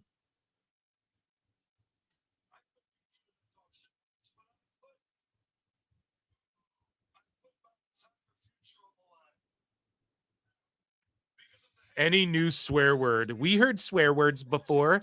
We heard swear words before. I swear. I heard my mommy say that driving once to an old lady.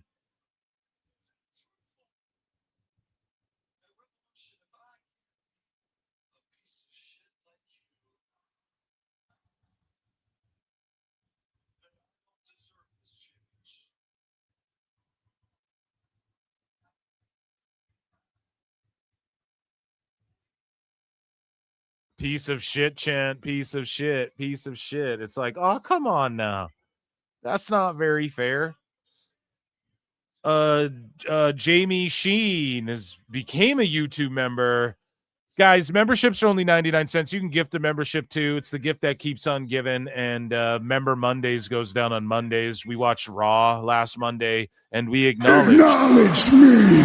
members here at PWT. Thank you so much. Yeah, Hangman's cringing me out. They flip a coin.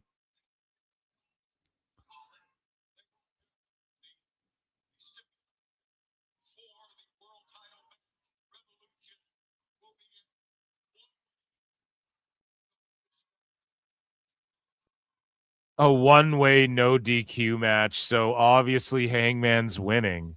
You couldn't stooge it any harder, right? You couldn't stooge The this best any guy is harder. Tony Khan.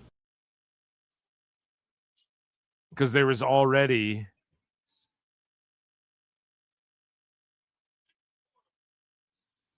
it's a trick quarter.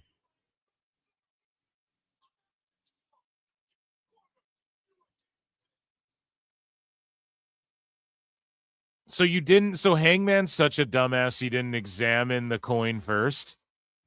What a stupid idiot. And what type of message are they trying to send? Idiot. What are you saying, Tone? That Jews use trick coins guy to is Tony trick Khan. people? That's racist. You are racist. That's unacceptable, dude.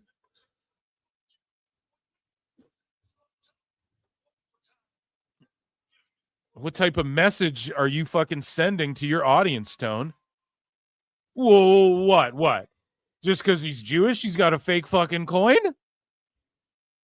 What kind of storyline is this?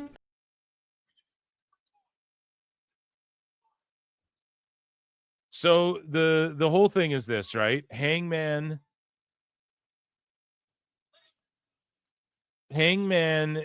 because there's already the stip that if Hangman fucking loses, he can't ever challenge for the title, and it's a one-way DQ, but I think it's going to change to Texas Death. I'm okay. I like the rigged coin, and so it's because of that. But like, does it nullify the coin toss? Why don't you get a general manager out there, somebody in charge of things on this fucking show to come out and go, it's nullified. I just talked to Tony Khan. The coin is nullified. It was a fake coin. It was a trick. It was a trick coin, whatever. I don't like the way they executed this. The premise of like, it's a trick coin. Okay, I'm all good with that because then the heel thinks he gets his way, but then you need, like, Tony Schiavone just gets to go, well, this coin toss doesn't count. It's two grown men in the fucking ring. Like, who's in charge here? Where does the buck stop? So now MJF just agrees to that. I'd just be like, no, you're not the boss, Tone. The other Tone is the boss, You're not the boss of me now. I'd be like, nope, you agreed to the coin toss. I didn't say fucking it was going to be a legal coin. That'd be my argument. So their execution was so poor on this. However, like, the idea was there to get them to like, oh, MJF's in this match he doesn't really want to be in. But Adam Page has to win this shit now. You know what I'm saying? Like, they almost booked it to where it's so obvious he's going to win it back. And MJF's going to fuck off for 6 months again to film a movie or something. So good for him. But anyways, let's get into let's get into so our Rabid Wolverine LC Killer 17 for 5 says, I buy tickets for next week's Dynamite and now I'm regretting it. Oh, buddy. Oh, the price is wrong.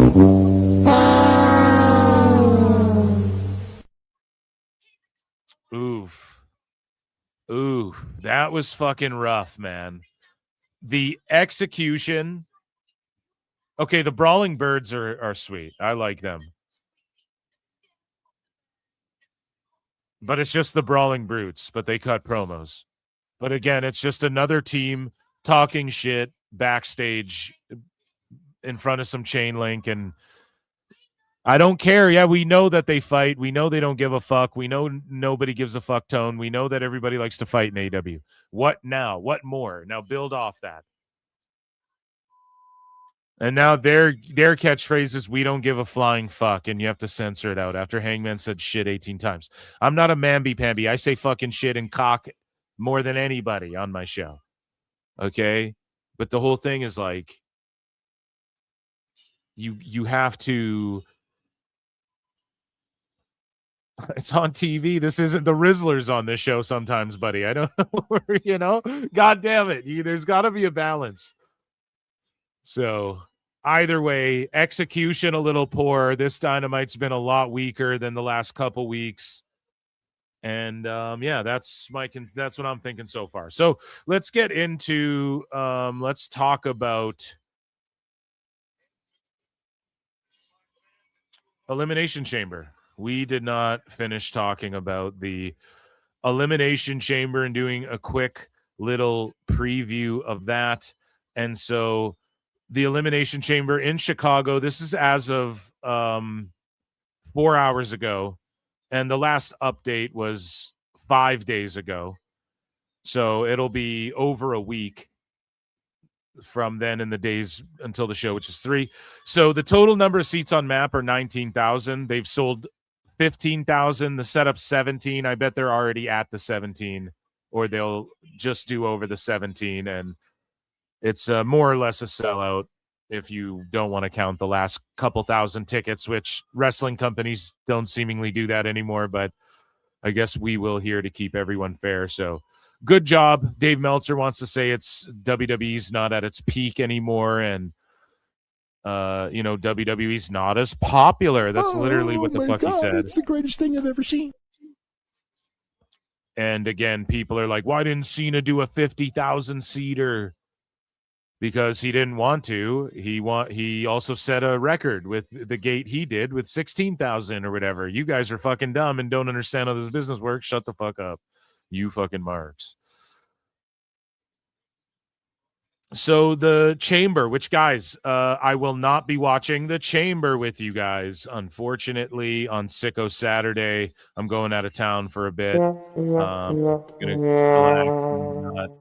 And I'm going to jump on. I'll review it on Sunday or maybe on Memba Monday. So get a membership or gift a membership or become a member on Patreon or whatever the fuck.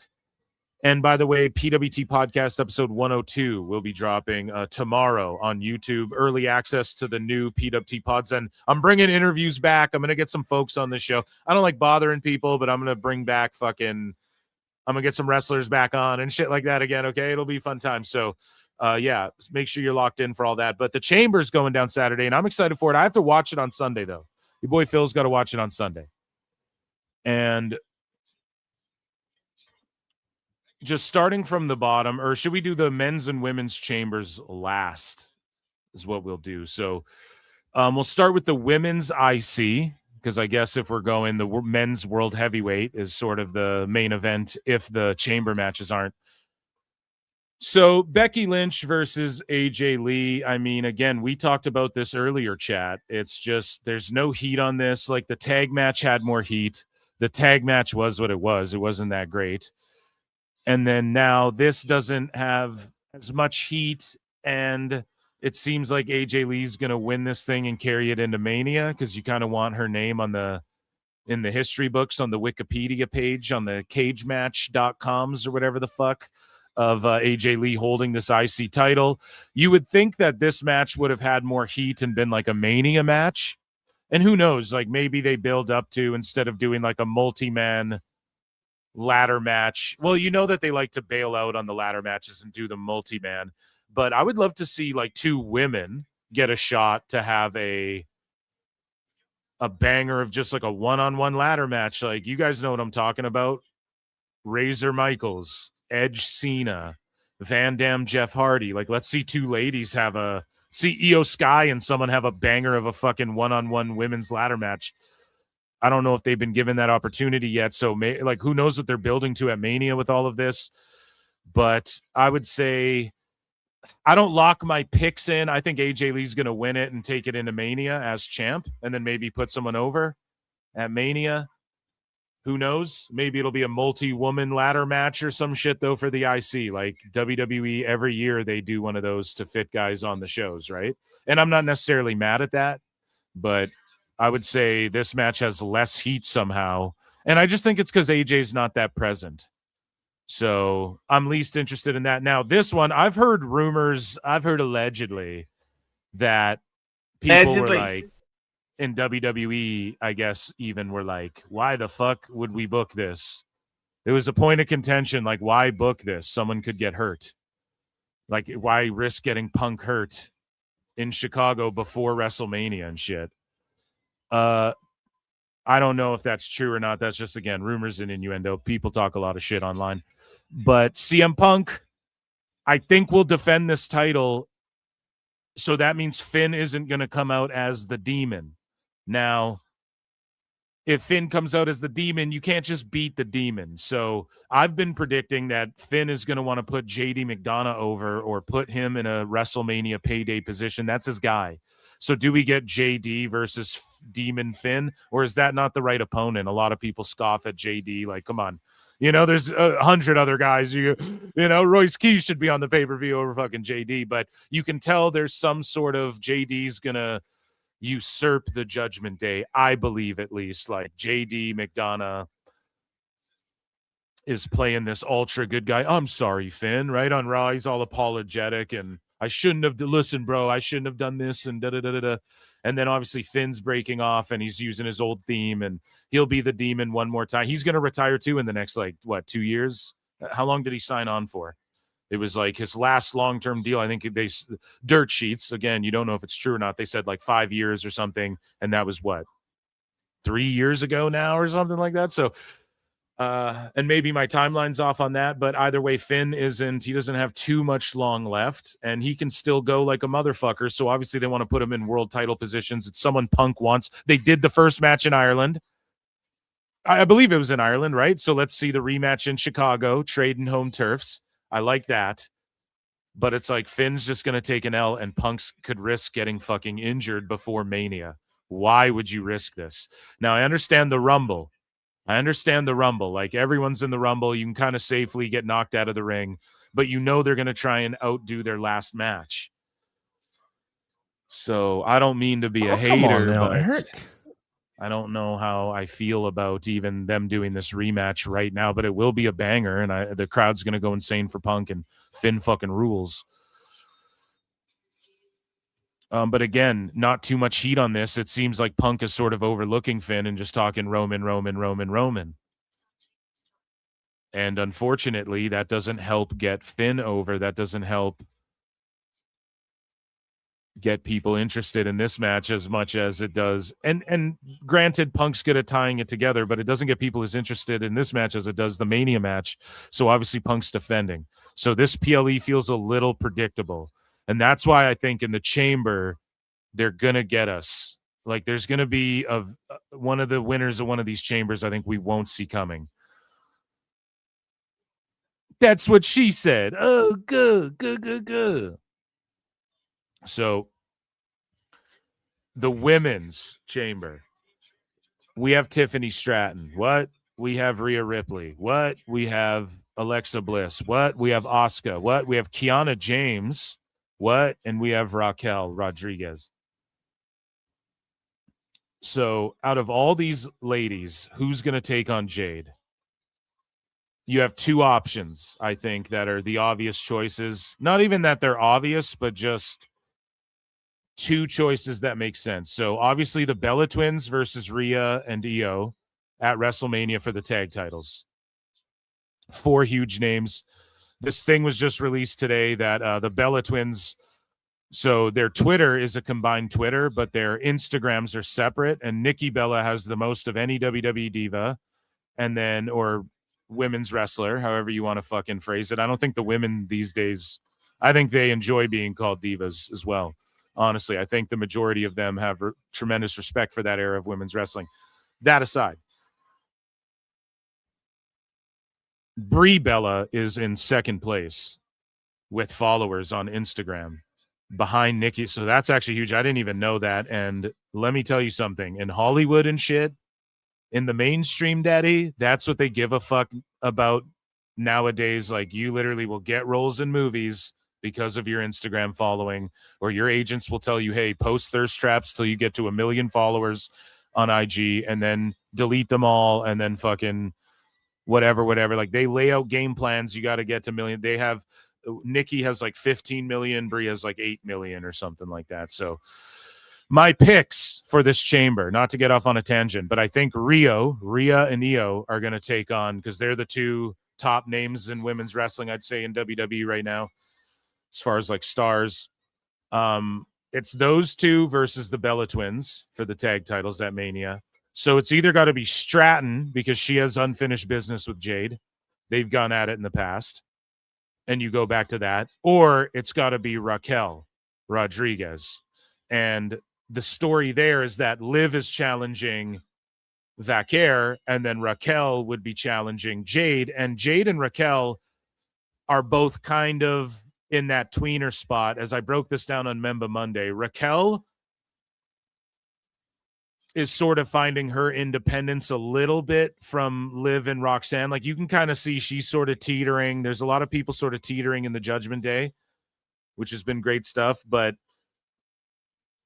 she can be the badass that stands up to Jade, who's kind of bullying her locker room. But Jade, you don't really boo her because she's doing like overly heelish shit. She's just a badass who's bullying the locker room and beating everyone, and who's really, she's that bitch, you know, and you kind of like, it's like badass in a stone cold way. Yeah, she's the heel, but ultimately you have two people who are, you'll cheer for their power spots and shit, and you'll cheer for both these ladies. I could see it being Raquel versus Jade. And then you have Liv versus Stephanie, and then that creates more of a divide there. Maybe one of them wins the belt and the other one doesn't, and then you get a feud for that belt after Mania between whatever the fuck. Or maybe they just trick us out of nowhere and it's like Kiana James wins. I doubt that. I think she's there to do the spot where she eats everyone's finishes and then gets pinned. You know, Raquel's gonna like Tahana bomb her through a fucking glass thing and pin her. You know, she's there to take some crazy spot and then get pinned out where she just eats 10 moves, and then so it kind of keeps her strong. And then I just don't see Asuka or Alexa Bliss winning this at all. I don't see that happening at all. I think those are the two odd gals out. And again, I'll lock in my pick on the night of, but because there's still some more wrestling to consume, I guess, on SmackDown. But I'm going with Raquel as of now, because I don't think they want to go back to Tiffy right away. Although you could go the Tiffany Stratton route, because she's like the star you've been building for how many years now, like in NXT. Not even that long of a time. She's accomplished a shitload of stuff, but you've been building her. She's like your A player. She's your main girl, but she is going away for a fucking bodybuilding competition as well. So how much will that interfere with her pro wrestling? And is that like, what's her plan for Mania? If not, they got to have a big plan for Tiffy. So that's why I'm kind of weird in that one. The men's chamber. So I'm pumped for this. Obviously, Javon is going to flip off of stuff. He's going to climb the cage.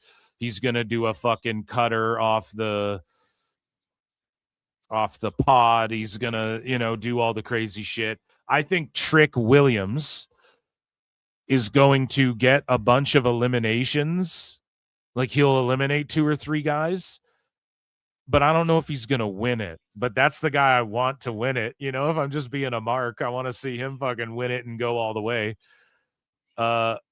Jey Uso apparently wasn't even supposed to be in this fucking match. And again, we have 1, 2, 3, 4, 5 baby faces and 1 heel in Trick Willie. And then you have LA Knight, who, again, you could argue.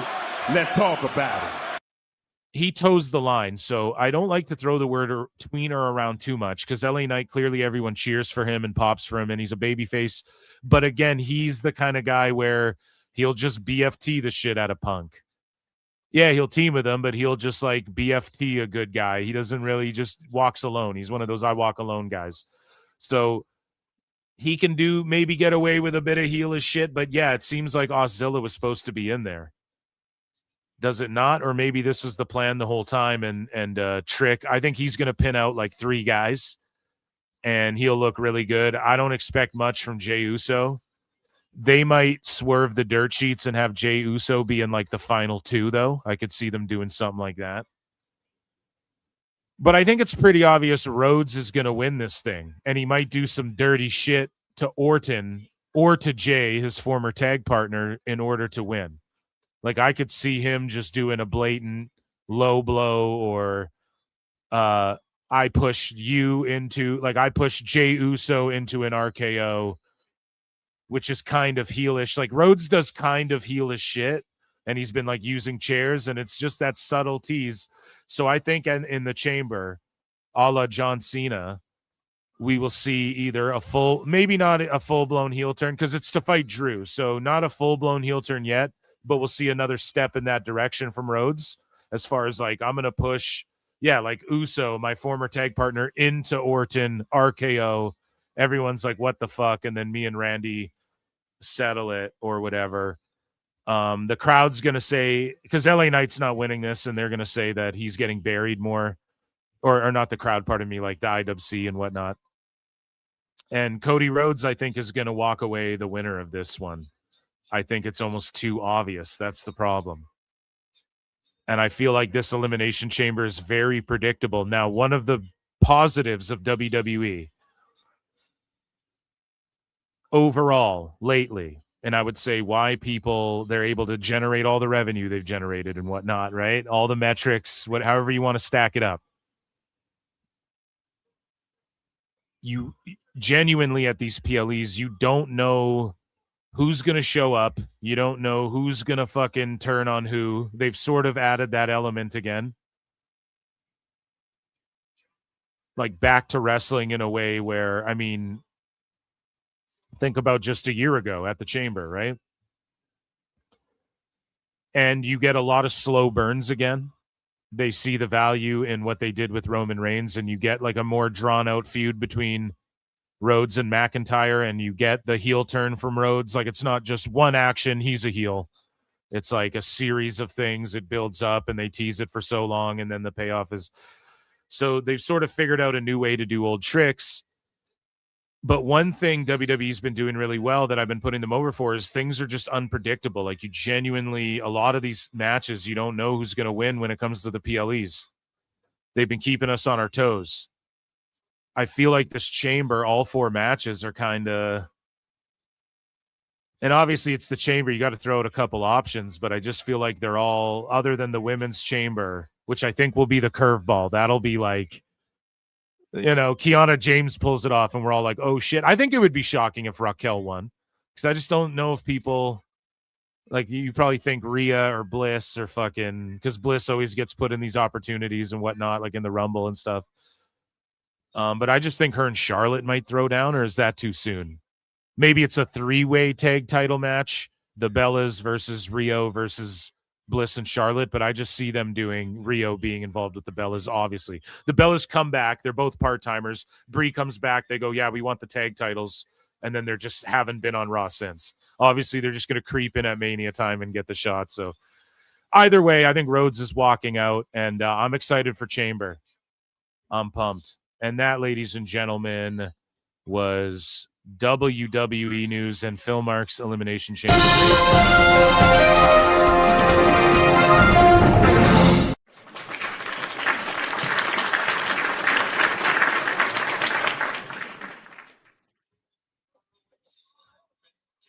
We have some AEW hot news to get into. Let's switch over here. Everybody hydrate. It's a stretch break. Body break for all you Canadians out there. No?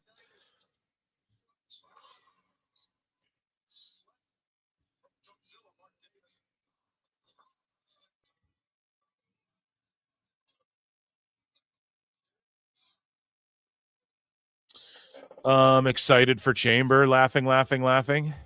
Yeah, I am, dude. I get excited for it every year. I like Rumble, Chamber, Mania. It's a fun time. I'm just interested to see like what Javon's gonna do. I'm gonna love Finn and Punk.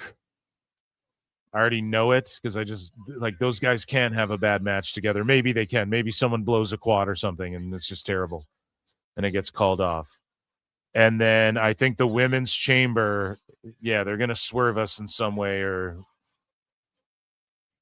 I don't know. But just Becky versus AJ Lee, I could give a shit less. I got to be honest. Like, zero heat on that match. Speaking of heat, though, like,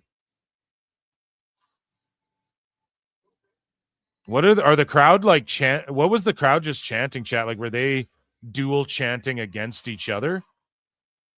Like, it seemed like the chant was battling with each other there, or the crowd was battling with each other. Sorry.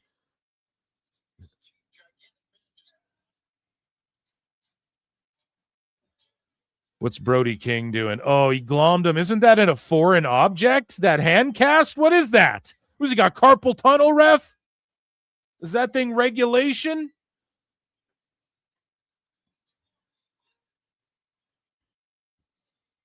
How funny would it be if Punk hurt himself going to Mania? Haha, what will they do? Call The Rock back?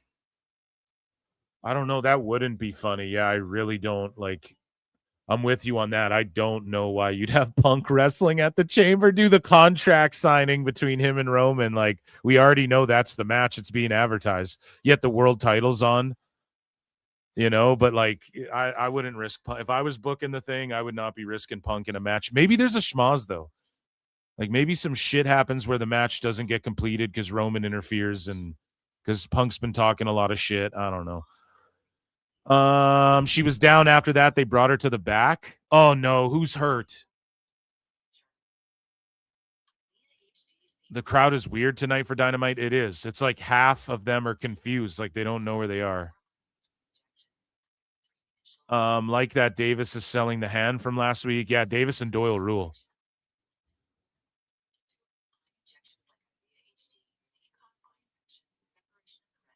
Penelope hurt her leg on the moonsault. Oh no. Oh no. Yeah. Okay. We have ladies and gentlemen, let's all hydrate here. I got some iced coffee.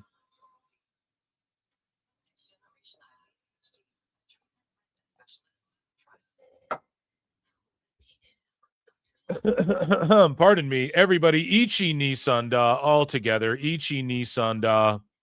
As if we were one, in honor of AI Inoki, Antonio Inoki. AI. Well, why don't you tell me why that's a coincidence? I'm in the Baja. The cartel got upset. They raided where I live in the Baja recently. Puerto Vallarta. Why don't you tell me why his initials are AI and he has an AI robot being made of Antonio Inoki? Sure thing, bro. Sure thing. Let's get into Ichi Nissan. I'm retarded. For AEW. And of course, the best guy is Tony Khan. Patreon.com/Pro Wrestle Times. So we had some stuff go down on Collision and Dynamite. One thing happened here. FTR just grabbed Malachi Jackson, who is the Young Bucks' younger brother, I guess, and they gave him a spike pile driver right in front of his brothers, Matt and Nick, the Young Bucks. Jack Perry tried to run in, but got taken down by Ricochet. What a chaotic ending to Collision. Holy fucking shit. My only problem with this is they were doing this with Edge and Christian. Then there was no fucking payoff, right? They Beth Phoenix got pile driven, pause, by FTR in front of Edge and Christian, and they couldn't do anything about it. And then there's no fucking payoff. And then they do this to the Bucks. They just go right back to it. They do it to the Bucks' brother in front of them. Now there will be a payoff with for the match that a lot of people aren't that hype on. But it just seems like we're doing a repeat to get something over that couldn't. You know, the Bucks, at least they stepped in for Edge and Christian, I guess, who just fucked off because everyone just fucks off on Steamboat Tone all the time. But either way, let's take a look at this. So there's some pushing and shoving. You can't put your hands up. And then he spit at Stokely. And we're going to get fucking Aubrey Edwards, Don Stevens here. Unlike TNA, who lets you play their clips now. Some of them. But yeah, they spike pile drive this older, younger brother. And then Ricochet runs out to get involved just because. Well, actually, he's feuding Jack Perry. Like, look at this dumb shit. And then Ricochet just, yeah, I cut him off. Ha ha ha ha. Then I run off because shit just happens in AEW. And then, yeah, they spike pile drive him. He takes it well. Selling his ass off there. And I'll be honest, the Bucks in this role is better than what they were doing before. Just they just need to stick to this one thing the one thing that's ever worked for them. You know, I just think that's the move. It's like Ricky Dragon Steamboat, just fucking be baby faces and just power through it like Cena, even if they're booing you, and just do your fucking flips and super kicks, you know? And FTR, they're doing their thing. I mean, will these guys have an all-time match for the ages, Brian? Yeah, Dave's going to splooge fucking everywhere when this match goes down. But oh my God, it's the greatest thing I've ever seen. I just think people are like, okay, everybody's just treading water here. Like everybody's just spinning tires stuck in the mud. No one's progressed. Like we're just the same guys are in the title picture. It's the same thing. MJF's got something coming up, so he's going to drop the belt and fucking leave for a while. It's some sort of death match. Moxley, before he was in the Death Riders, he just held a belt hostage. He was a babyface, then he holds a belt hostage, drops the belt, then he's just trying to be a babyface with this Continental belt, holding it hostage. I don't know, man. Everybody just seems to not be progressing in any way. And other than maybe Davis and Doyle and Brody King, maybe they've advanced a little bit. You know, Brodito happened, which genuinely got over, I think, with some people. But instead of Brodito, you know, it's the Bucks and FTR, and this is going to be their last hurrah. So I'm glad they at least tried to get some heat on that thing, spending a lot of time on the Bucks there. But we move along. Nick Wayne finally returned to ROH as the reigning world television champion during tonight's TV tapings in California. And a lot of people get triggered by no title defenses when it comes to WWE. And they're always like, oh, well, why isn't Jade defending her belt and all this shit? And where's this guy? Where's been Nick Wayne defending his fucking title? And I talked about people taking off on Tone. Adam Copeland and Christian Cage have both been gone for 6 months. Brian Cage has been gone for 11 months. Britt Baker, 15 months. Buddy Matthews, a year. Chris Jericho, 10 months. Jericho's almost been gone a year. Hikaru Shida, wait. Yeah, it'll be 1 year in April for Jericho, April Fool's Winnipeg Dynamite. That's all I'm saying. That's all I'm saying. I think he swerved everyone. Hikaru, so that means this clip stays around forever. This bit never dies. I look and see it's not just me. So many others have stood. Hikaru Shida's been gone for 15 months. Jay White's been gone 11 months. Keith Lee, 26 months. And then Nyla Rose, 15 months. doing that fucking pod with Excalibur and Aubrey Ed, but just not used. Like one of their first women's world champions, just not used at all. Sheeta, one of their earliest women's world champions, probably had the best run with the title. Hasn't been there in 15 months. Britt Baker hasn't been there in 15 months for no reason. For no reason. What's the reason, Lex? I don't know. Me neither.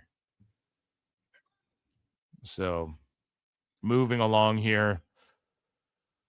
On Dynamite and ROH, on the topic of Dynamite and ROH and whatnot, Dynamite in El Paso, Texas on March 4th is set up for 2,600 and has done about 2,000 tickets. So again, this crowd, I'm not sure how many people are there, but they're drawing around 2,000 to 3,000 people. And that's about the extent of it. So Ring of Honor is set to start filming at WJCT Studios in Jacksonville this Sunday. So again, are they going to resurrect Ring of Honor? Like, is it going to be a weekly YouTube thing? Are they going to start doing, like, taking this seriously? ROH could realistically become their NXT. Now's the time to do it. And Tone just doesn't know what the fuck he's doing with any of it, but they're going to start filming there.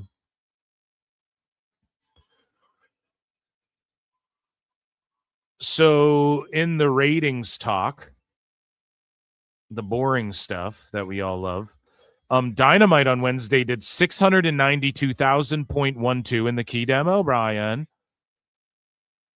So yeah, they're doing, I mean, they have a bit more viewers. Again, Fightful rounded this up to like 700,000. They did almost 700,000 and shit.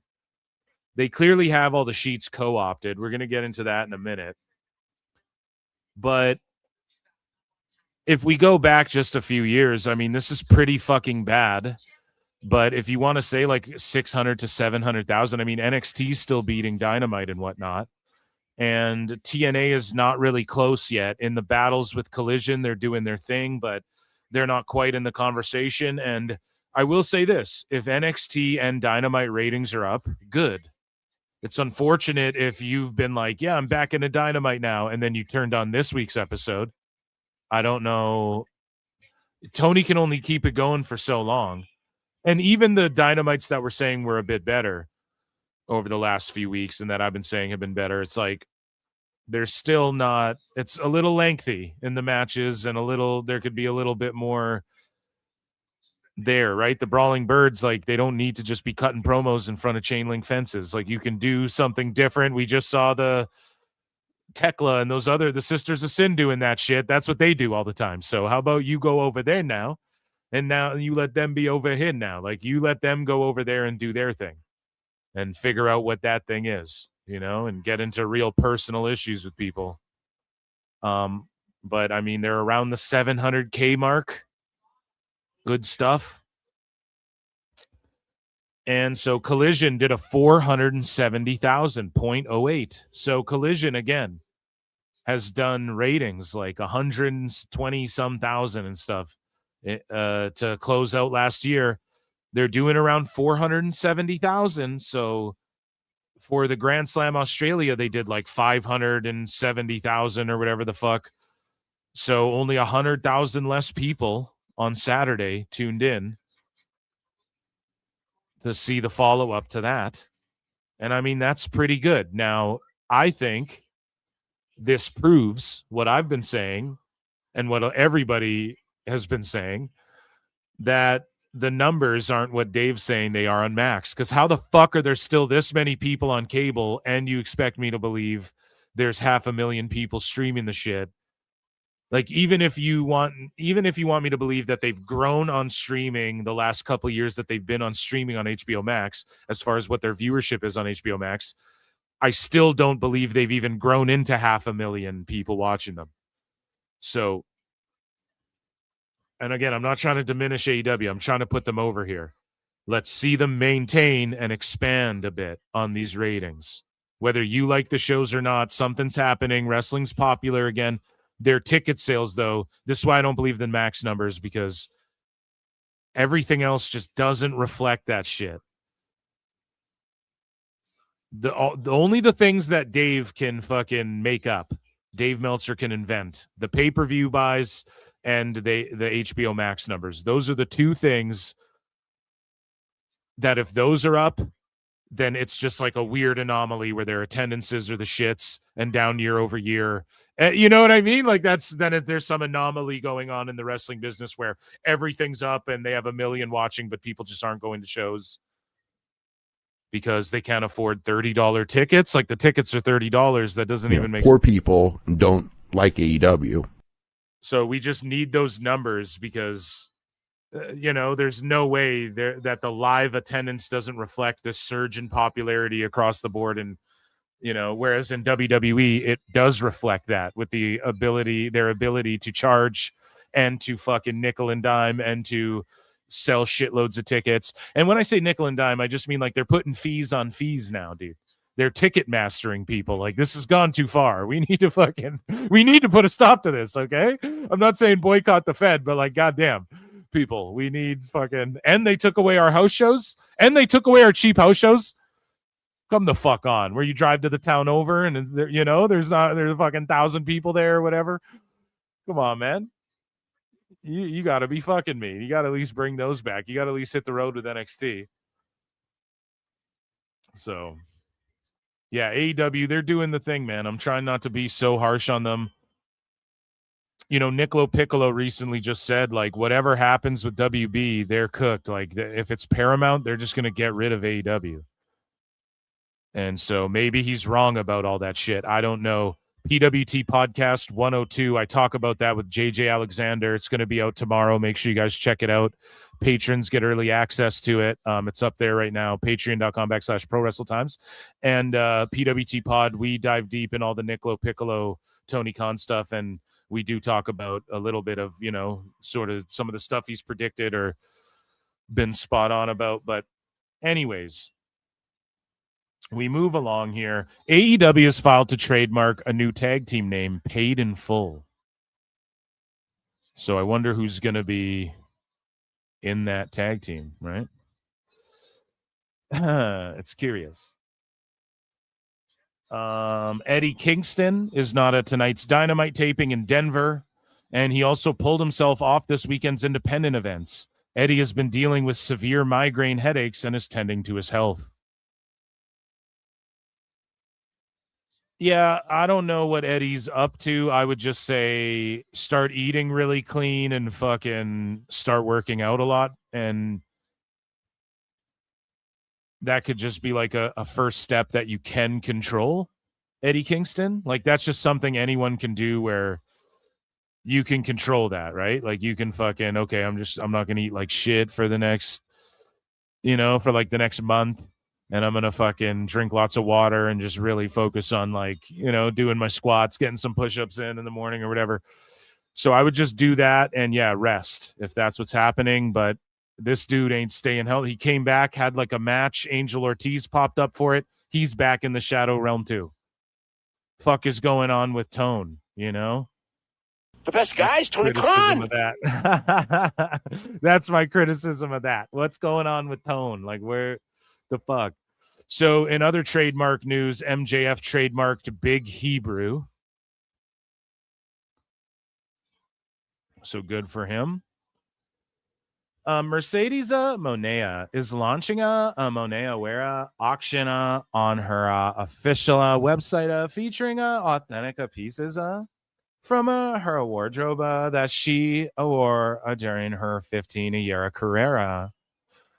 Merchant TV shirts, signature jewelry, wigs that she wore, wrestling shoes.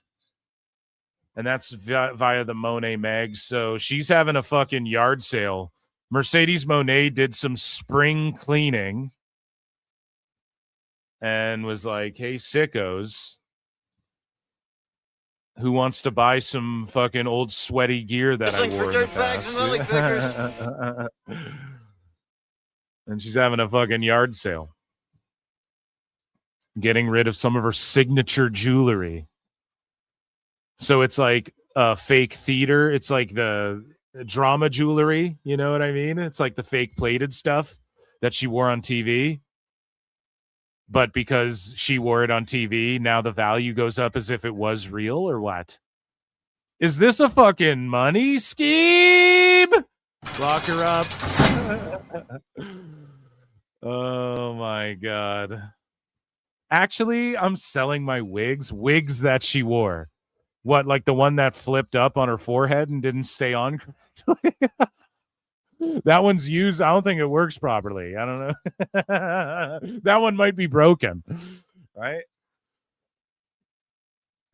Jesus, the wig. This one is the wig. This is the wig that I wore when I got the mashed potatoes thrown in my hair.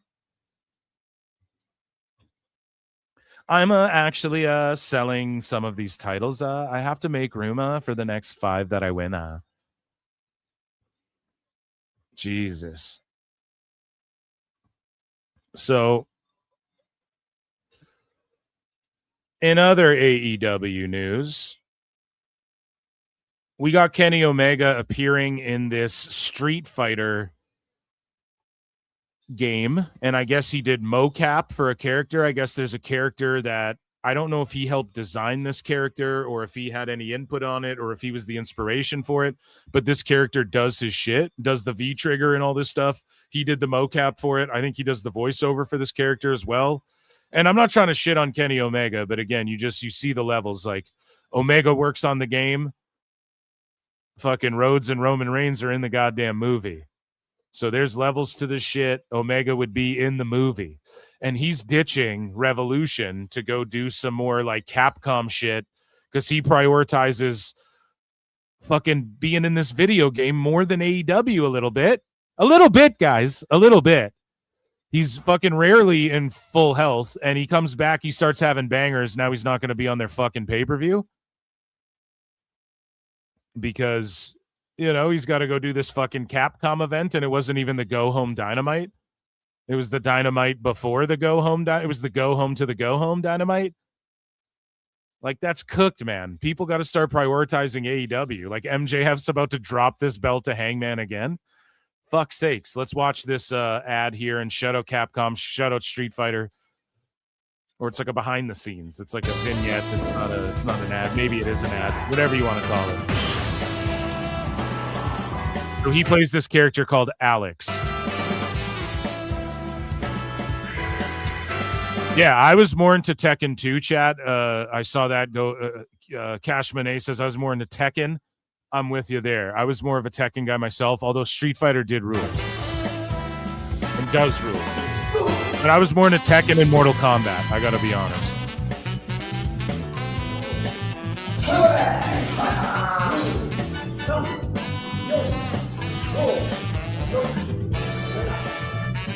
And chat will correct me. Alex was my main in Third Strike. So did he have anything to do with like the design of this character, or is this like, is it based off him in some way? I don't know. I'm just not familiar with Alex. I gotta be honest. Yeah. Again, I was more into Mortal Kombat and Tekken, to be honest, than Street Fighter, but Street Fighter's chill. I just don't remember Alex.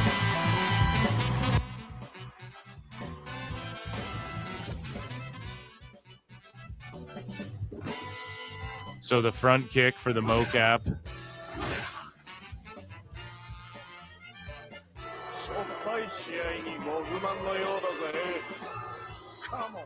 I'm just a noob, yeah. Oh, look, and it's Michael fucking Nakazawa. Michael Nakazawa's with him doing the mocap.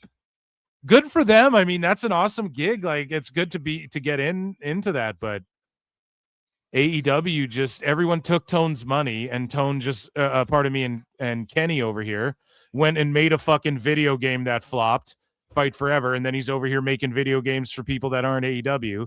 Tone just funded his fucking video game career. Right? Like, Tone's just funding MJF's movie career. Fucking Mark!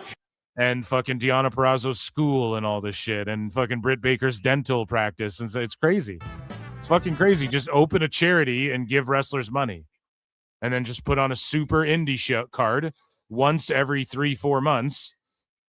and just book who you want and pay them whatever you want, and then people will pop for it and then do small indie shows all over the world and all over the country, small downgraded YouTube show, and don't even bother with this TV shit bullshit and actually sell pay-per-views and shit. Like, fuck.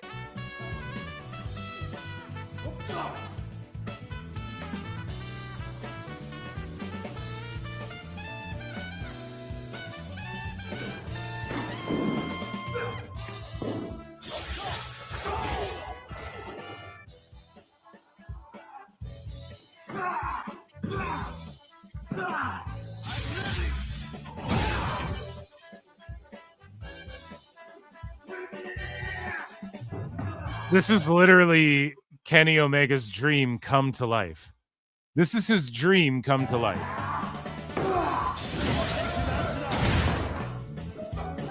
Yeah, dude, he's hitting the fucking Snapdragon and hitting V triggers. Kenny's tripping because he doesn't really lay those shits in. Yeah, the one-winged angel. Oh, come on, that's not very fair.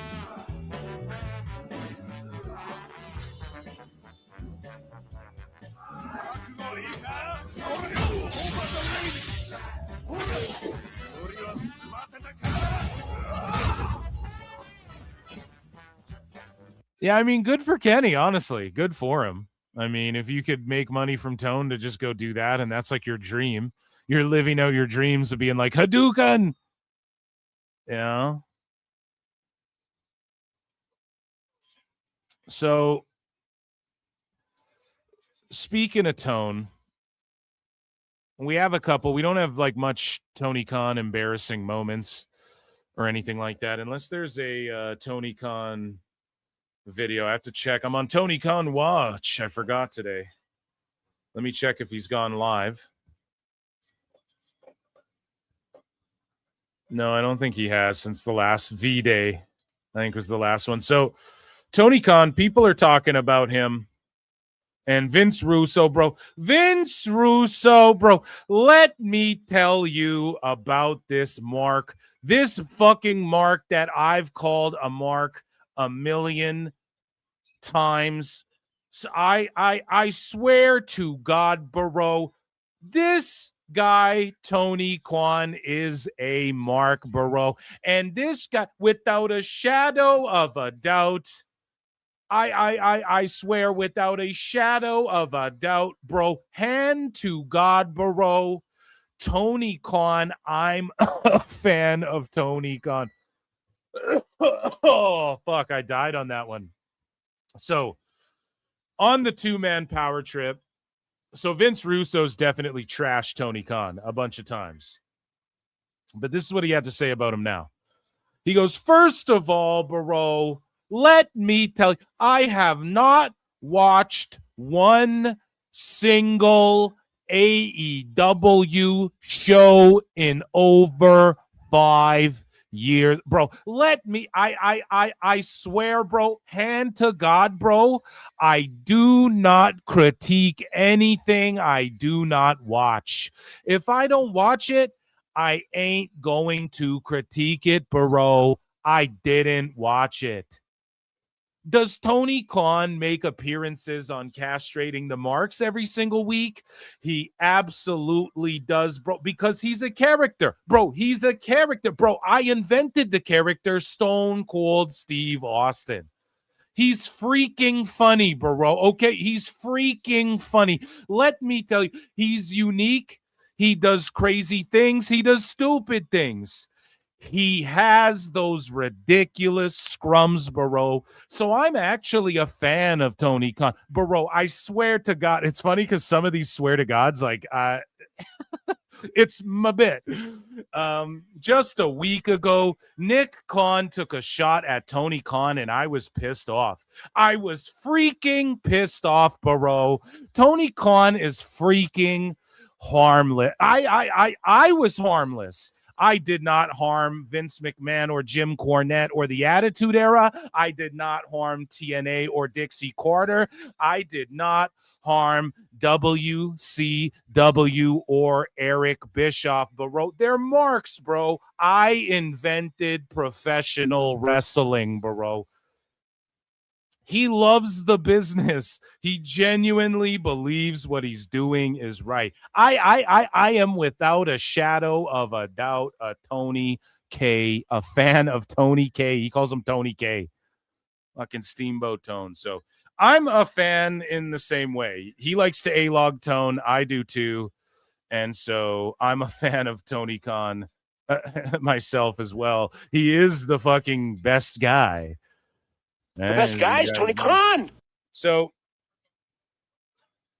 in other Tony McCon news, speculations grow that WBD could own as much as 25% of AEW. Now, let's just do a quick Google search, okay? We're going to journalist sleuth this out. If WBD owned 25% of AEW, would they have to disclose that publicly,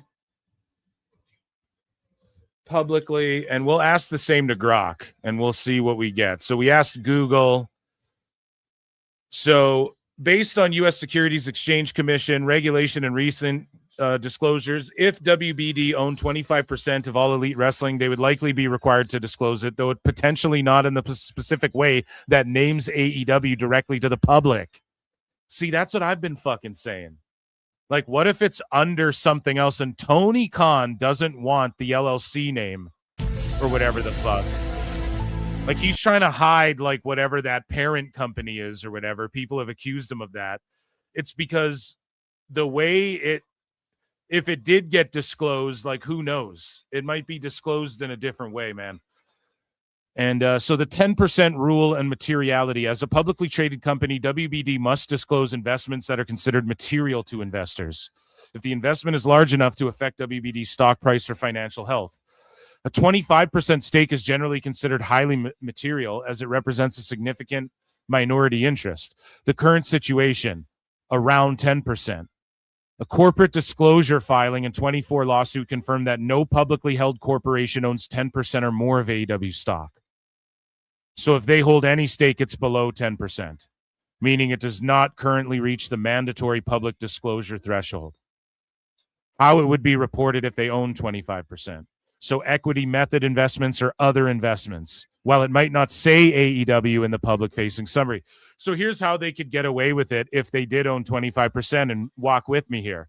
Walk with me here, okay? You guys ready for this? I'm about to cook. So let's say it's classified under other investments because owning 25% of AEW does not affect WBD's bottom line at all because they're peeling off the fucking top the whole time. So all it is essentially an investment and a positive because Tony Khan will cover all the fucking rest. You know what I'm saying? Like, yeah, we gave them money, like 185 million or whatever the fuck, upwards, quote unquote, which isn't, they didn't just give that cash to Tone like Dave lied about. Everyone knows this. Right? So they can just, it's upwards 185. But if it's in other investments, 185 mil is nothing to them with what they were spending and wasting. Plus, it doesn't even have to be that much. For all we know, we didn't get a follow-up on that. We don't have exactly what WBD puts into it. So let's say they own 20%, 25%. It's under other investments, but it just doesn't need to be disclosed because of the fact that it doesn't affect, even though 25% usually is considered highly material, is what Google fucking said. What if that 25, so that doesn't mean that all 25% are, it doesn't mean across the board. There can be exceptions to that, is seemingly what Google's alluding to. All I'm fucking saying is, what if it isn't highly material to the success of or the growth of the company?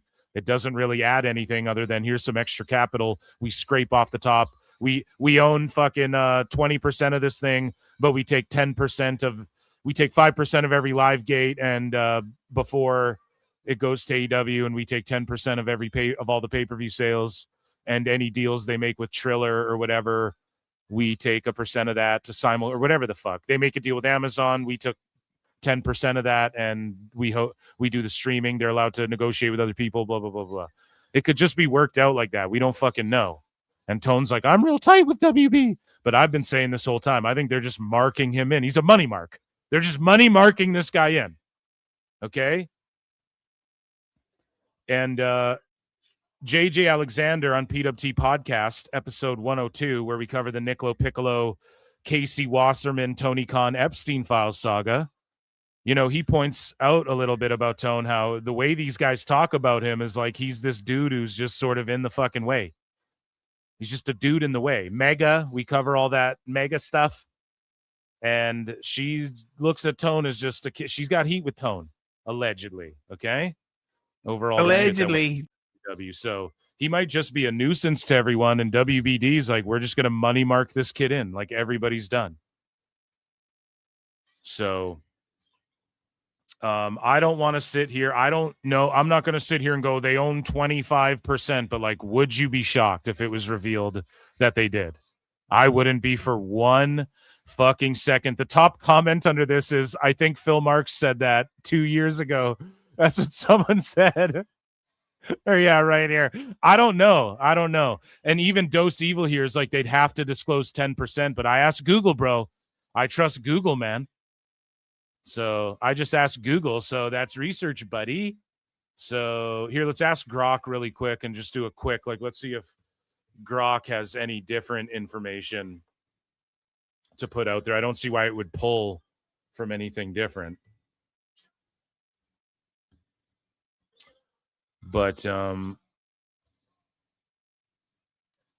let's see. No, Warner Bros. Would not necessarily have to. It's the exact same thing. Grok just pulled the exact same thing as Google did. So, yeah, there you go, man. I think there's a possibility that they own 20 or plus percent, and it's not considered highly material to their bottom line or whatever.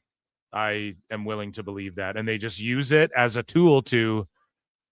Yeah, we'll promote Superman on this shit, and we'll promote our whatever movies, Minecraft, we'll fucking whatever. This is our wrestling show. People just seem to want to be in the wrestling business, and they seemingly want to all have a wrestling fed, right? AMC's got one, Roku, Tubi, all this shit. So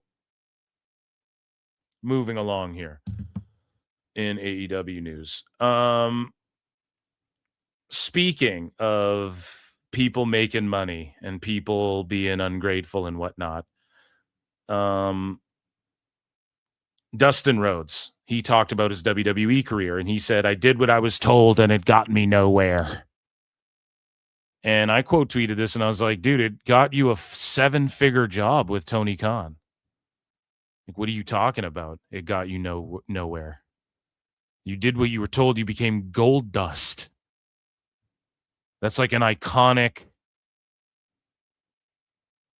figure in the history of pro wrestling. Period. In the WWF, in WWE. Now, even if he didn't enjoy it, that's fine. But if he wasn't Goldust, he would not be making 7 figures off Tone to be a part-time fucking consultant for multiple years. He's made 6 or 7 figures a year off Tone for multiple years now.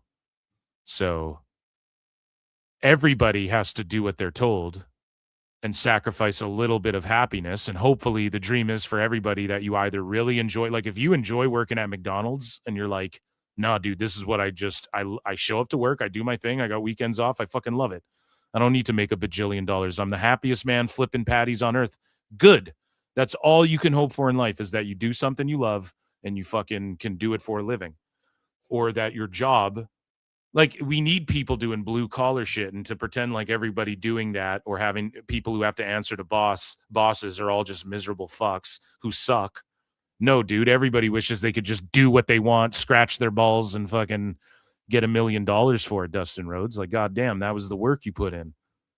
The Goldust was the grind, bruv. And now you're getting a fucking $1 million a year, or maybe $750 a year and have been for a while from Tone. I don't know why you would shit on that.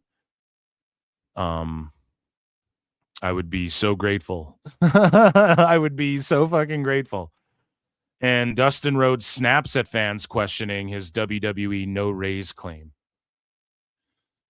So, Goldust, the AEW veteran, faced a wave of pushback online. Some fans questioned his claims about not getting a raise in WWE. And others argued he was already sitting on the bench in AEW. And the initial comment that reignited everything came from a fan who told him bring Goldust back to WWE immediately. Rhodes responded bluntly, stating he never got a raise in WWE and didn't want to go back to doing nothing. But once critics began challenging him publicly, the tone escalated. He never got a raise in his whole career. I just don't believe that. I'm sorry, Dustin. You're a fucking legend in the game in my mind. I saw fucking Dustin Rhodes work in a house show once where he just looked like he didn't want to be there at all. I think he was working like Rhino or some shit.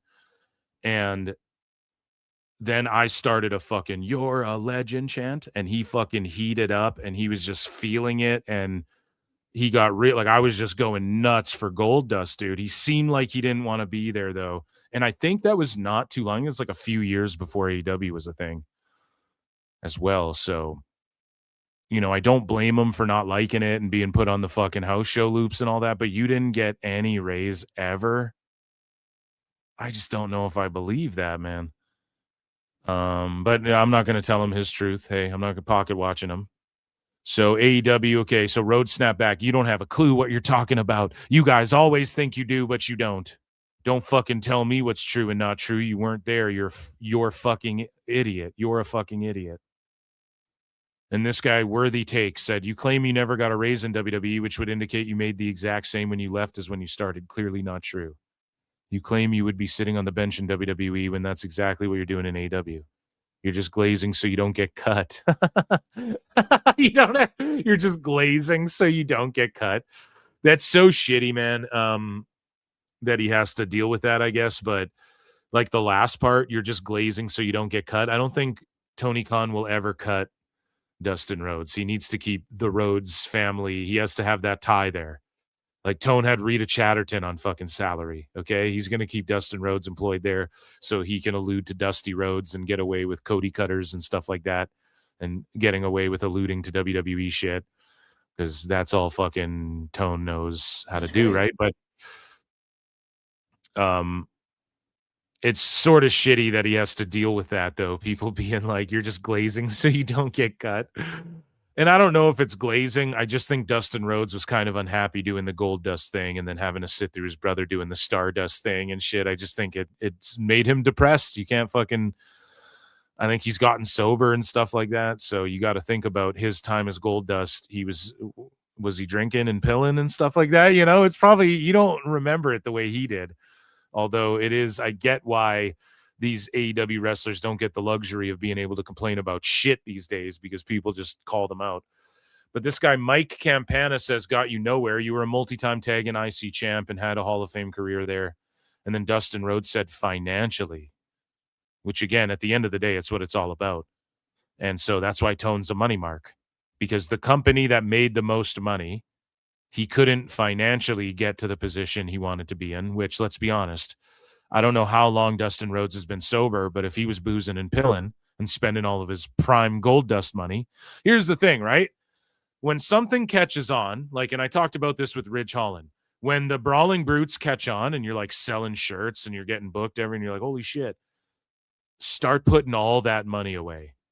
Because the chance of you getting another thing where you're the next fucking guy, I mean, typically in wrestling, once you find the thing, you have your fucking thing. You should be so lucky if you have multiple gimmicks that work and where you're like over. So when you hit, you Blue Meanie it, right? He got on WWF TV. What did Blue Meanie do? He started paying off his grandma's house and taking care of his family and shit like that, right? That's what you fucking do right then and there. And you get that out of the way and you save it. And if you have nothing like that to do, you just start saving it the fuck away. I'm not trying to tell people how to handle their fucking money or Dustin Rhodes. I'm not trying to tell them what to do. But if that's what was going on back then, then yeah, you also might have been ahead if you weren't like fucking doing what you were doing back then too. So don't like, you got to understand, it's going to drum up tribal shit in fans these days. So like, you can't even really talk about shit like this. People in AEW don't get the benefit of that because so many people kiss balls. And Dustin Rhodes does have a handful of instances where he's seemingly sucked up to tone a little bit. But this is proof in the pudding that fucking tone is a money mark. Like, this is the proof right here. Like, financially, Dustin Rhodes can just go there, set up a wrestling school, just wrestle whenever, get fucking 6-7 figures, 6-7, to just do his thing, you know? Like, that's a blessing, dude.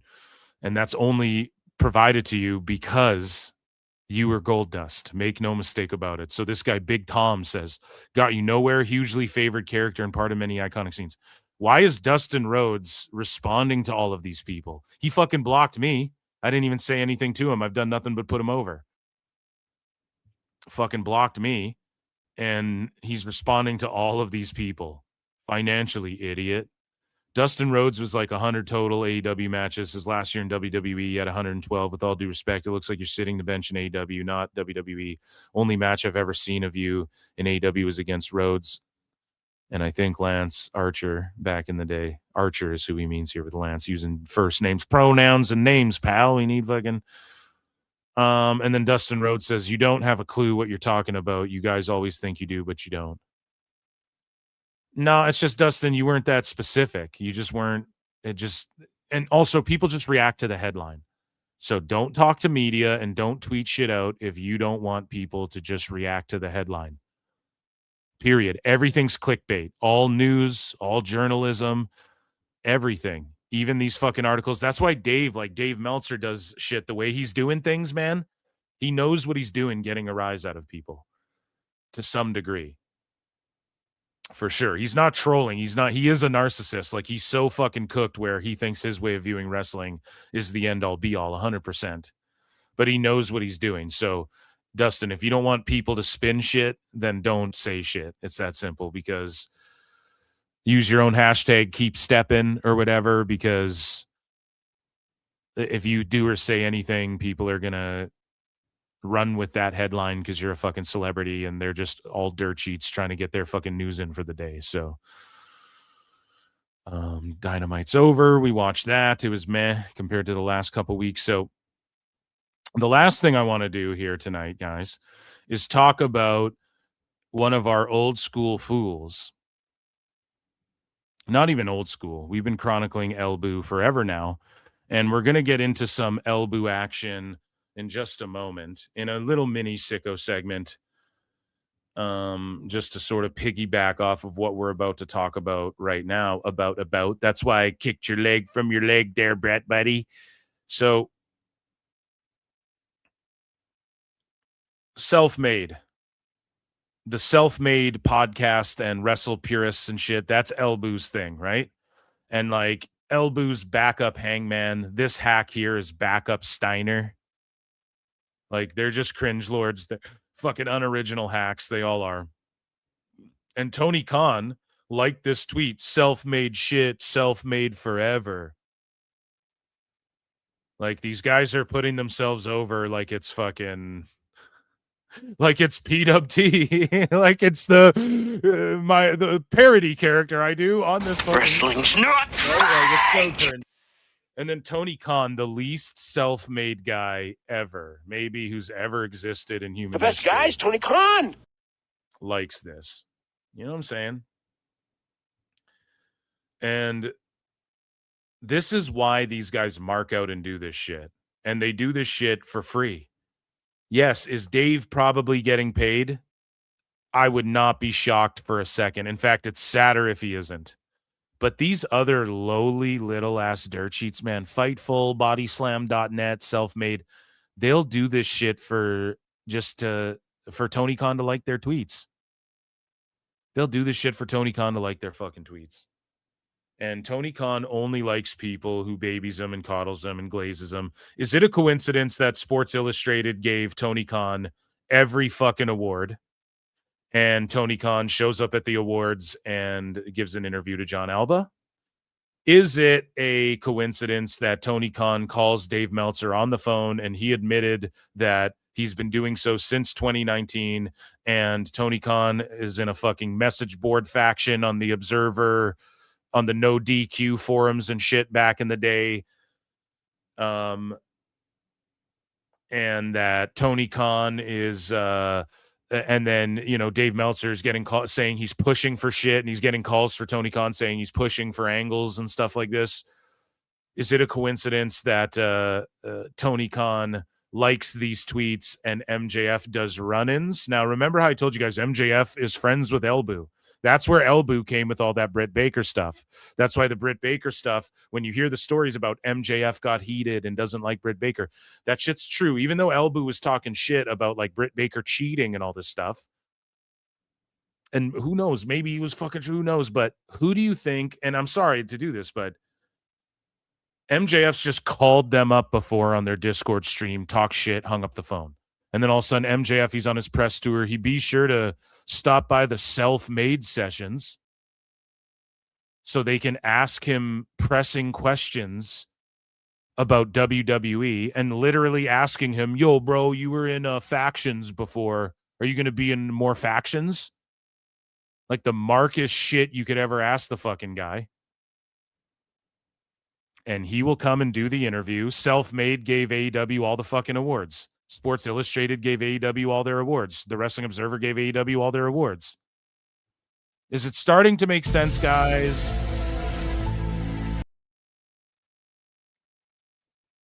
Like, is this shit starting to make sense? So, you know, they do their interview with MJF. It's like a big get for them. Tony Khan's liking their shit. See, they'll do this for free.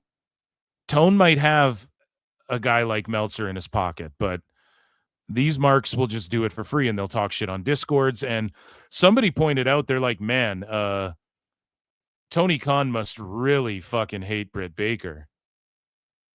Right? Because if you guys remember, let's go back in time when Ibou said the Britt Baker cheating rumor was one that was circulating for a long time, far before I ever acknowledged it. And he is right about that. That was floating around for a long time. Someone put it out there a while back. I remember Billy Bully was talking about it, but he even said, he's like, I saw Adam Cole. He was like, I was at an event and I saw Adam Cole and Britt Baker in the hotel, and I don't think I don't think they're swingers. You know, it's pretty much what Billy Body was saying. So he backed off that rumor. So people kind of backed off that rumor. It was Brad Shepard. That's who it was.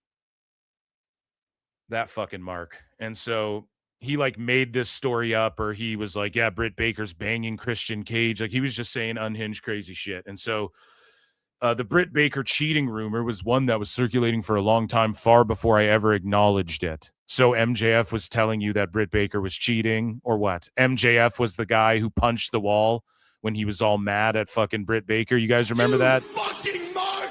You guys remember when MJF, or when Britt Baker did that interview on that podcast not long after she went missing again, and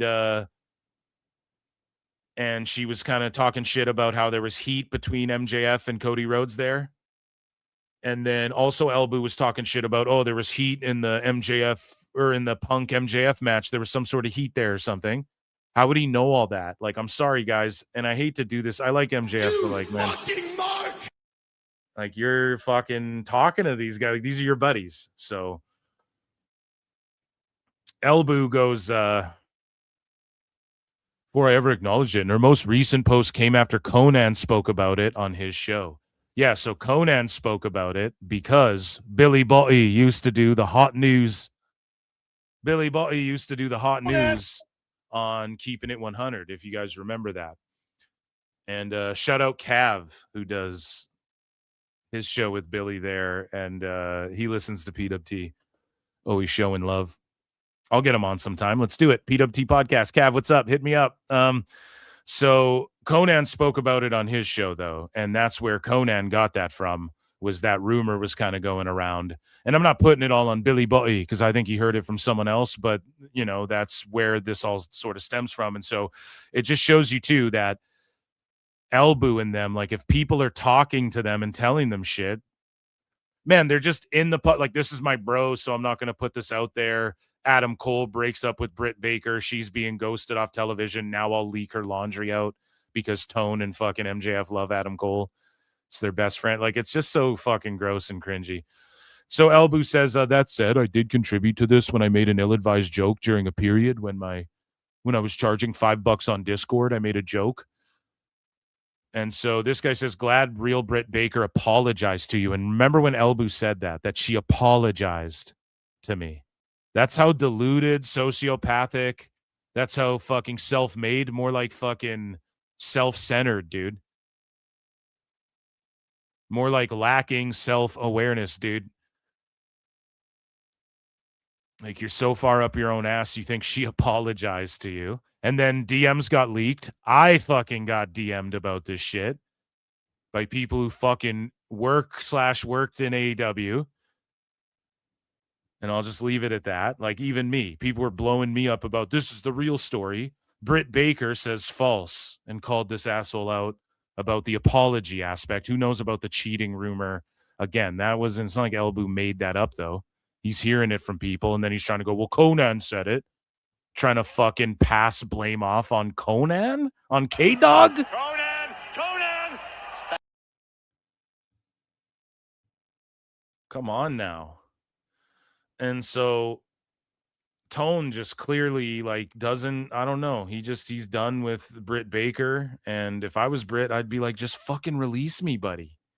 And then Britt Baker recently revealed that she can't even practice her fucking dentistry because fucking sickos are threatening her and stuff. It's fucking nuts, man. It's nutty out there.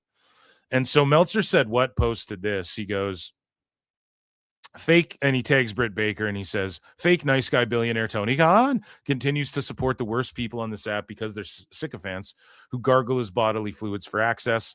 In 7 years, Tony Khan has not once ever called out any scumbags who harass female wrestlers in either company. And so Elbou's like, real recognized, real self-made sessions will be live shortly. MJF will be in the house.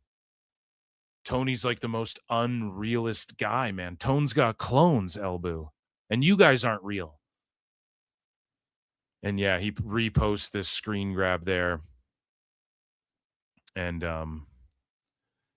this juicy fruit, this is just to go back in time as well. That Elbou guy lying about Britt Baker cheating on Adam Cole still doesn't sit right with me because she's still dealing with that bullshit lie till this day.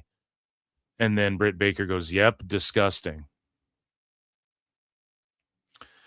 And here's the thing, right? Billy Bobby and people like Brad Shepard, they're known for saying crazy shit, right? So it probably hurts her worse when she assumed Elbou had her back and stuff, and she's wrestling for Meltzer Stars too. And she thought all these people had her fucking back. She's chasing bitches in the fucking bathrooms with her group. Before, and then all of a sudden she's taking heat from MJF. She breaks up with Adam Cole. MJF's punching walls over Alicia Tout. Remember, that was over Alicia Tout, and all of a sudden Trey Miguel's not allowed to work in AEW for some reason. Like, you guys know what I'm saying? MJF pulls the strings to the game. Okay?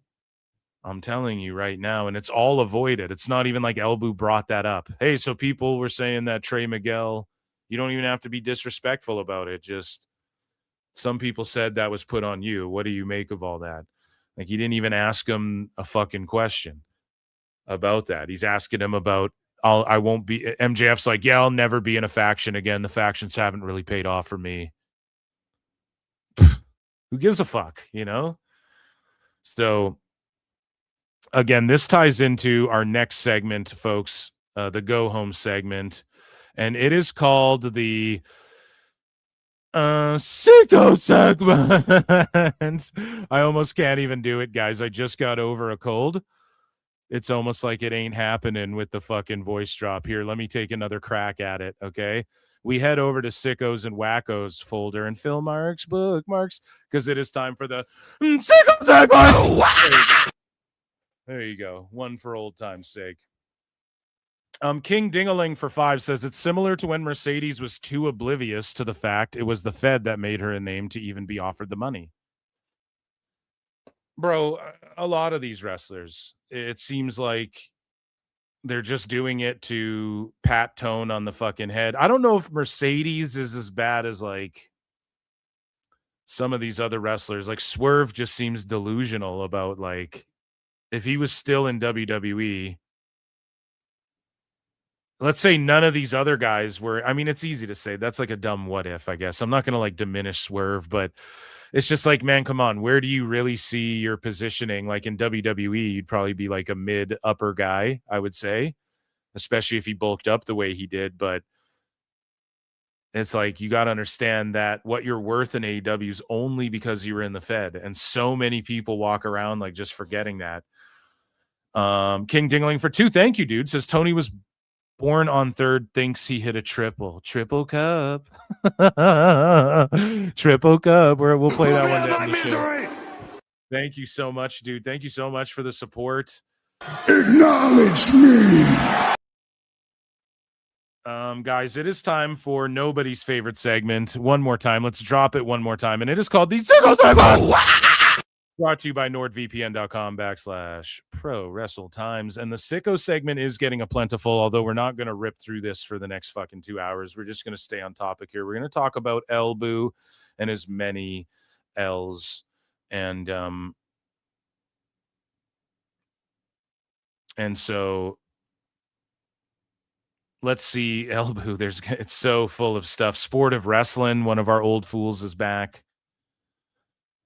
Okay, in the mix. We have some new fools joining the fold here over the next little while. But here is Ibou, okay? And Ibou strikes again. So Oro Mensah, formerly Oro Mensah, the main man Oro, responds to Ibou, who says, Speed is doing a really cool thing, but it's kind of sad it took him touring and showcasing Africa for people to realize the beauty of the country and its culture. Like, what do you mean you didn't know? Imagine being a condescending piece of shit. What do you mean you didn't know how beautiful the country of Africa is? Buddy. Stupid idiot. Are you fucking joking? Name a continent. I can name 3 countries in any fucking continent, okay? This is crazy that he's Africa for people to realize the beauty of the country, and he's being condescending. What do you mean you didn't know how beautiful the country of Africa is? Being a condescending prick? Meanwhile, you're a dumbass who eats cereal out of a paper bowl with a metal spoon, fucking poke through the bottom. And Oro Mensah goes, probably also did it so people stop calling Africa a country. Like, no shit. And then Ibou goes, terrible botch on my end, especially as a Senegalese man. A Senegalese man, dude. God damn it. And Oro Mensah goes, yeah, that's kind of wild. Oh my God. You know what I mean? Wally's being a condescending asshole. Like, you can't make that shit up, bro. That's just like karma. So Ibou responds to TNA doing a good number in the ratings, right? February 5th rating, 241K on AMC. Ibou goes, the Nielsen shift actively saved TNA from a potential early termination in a few months. First off, you don't know shit about their deal. Idiot. I was spot on about their fucking deal. I'm not even a dirt sheet. Mark, who gets interviews from fucking wrestlers handed to me like Tony Khan does for you. Okay? Wrestling's not fake! And the Nielsen shift has showed that wrestling isn't as highly rated as it fucking should be, according to everybody spurging out about the ratings. Now, all of a sudden, it's helping boost the fucking ratings. Make up your minds. Master need to obliterate. Ibou, stick to making shit up in Discord. Okay? And I tweeted out, why just make some dumbass shit like this up? Early terminate. Why would it get early terminated? Terminate that. Why would it get early terminated? Where would that ever even be a thing? A few months from early termination, but you spurg out when people say if Netflix buys WBD, they might just can AEW. You cannot take these people fucking seriously, dude. Any of these dirt sheet marks, you cannot take them seriously. I smashed your knee to obliterate. So moving along here, I think we have a couple more elbows.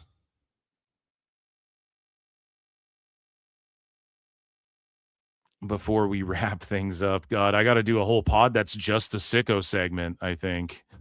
With all the shit you guys see in this folder. If you're watching, if you're just listening, there's tons and tons. And yeah, so here's the last one from Elbu. So this guy here, Mr. Eddie Gillette, tweeted these screen grabs out here. I'll give him a like. Trying to throw more likes around. So he says, let me try to work this one out. WWE counter-programmed AEW and Seth got hurt. You imply it's karma. Then nobody really believes Seth was injured at all. Now WWE is bragging about duping fans, and this caused multiple injuries from the Cosmos. What a troll. And this is the thing, man. It's always fucking conspiracy theories and fucking... Well, I mean, a lot of conspiracy theorists have been proven right over the last, few months here, a couple months, but it's just always like made up weird bad juju shit. And then meanwhile, that's why Elbu ends up with his foot in his mouth, like he just did with the Africa is a country, not a continent thing. Just like he does when he goes, no, literally no one got worked by Seth's injury. But then he put a tweet out about how he got worked by Seth's injury. You know what I'm saying? Like, these people just want to act like they're insiders. They want access. Access is good enough for them. Access is not... Oh, man. Listen, sometimes when, like, Tony owns you now, you know that, right? This is what I've said about JD as well. Like, sure thing, bro. Sure thing. And shout out JD from NY. He's crushing it lately. But, like, these wrestlers make fun of him because he wants to get into the party. It's not even about being too cool for school, but once you want to be in with one of the boys, man, then they own you, dude. Then those motherfuckers own you. Point blank. And they're going to not let you into a party and then make a fucking t-shirt about you making fun of you and shit and then claim they're the ones being bullied. And dumbasses and sycophants will fucking cling on to that and run with it because they own you in a way. Like, you can't deny you want that access. So it's the same thing. Like, if you're thirsty for this shit, I've had wrestlers hit me up and say, Phil, be the co-host of my thing. Like, the way, Conrad, I've had wrestlers hit me up with shit like that. I don't know. I don't like even bugging wrestlers for interviews. I don't want to bother your fucking time. I just want to talk shit. I just want to be a fan of this shit. Maybe that's a bad move. Maybe there's some opportunities down the line that I've passed up that maybe would have paid off for me. I don't know. But all I'm saying is this. You're too thirsty for it, Elbu. You're thirsty like Thurston. And that's why it's so easy to fucking clown you for this stupid shit. It just piles on top of itself. You can't sit there and, like, be so condescending towards people too. Okay? Like, we were watching Raw. When Undertaker came out, I tweeted, oh shit, are they going to do a match? Like a real match instead of the Boneyard thing? And then I just quote tweet it and I go, oh no, Hall of Fame, that rules. I got my hopes up there. Self-deprecate a little. These guys never do that. Dave is always sniffing his own farts. Elbu's always sniffing his own farts. Stop it, Cut the shit out, man. So anyways, I don't mean to preach here, but it's just cope, and it's always just sniffing your own farts, and then you just look stupid. You can't sit there and be condescending about, oh man, it's bad karma that Seth got hurt. It's evil voodoo that he got hurt because they do everything wrong, and then all of a sudden it's no one got worked by that stupid idiots because you want to be in the cool kids club of people who didn't get worked. That's lame, dude. Get worked. It's fun.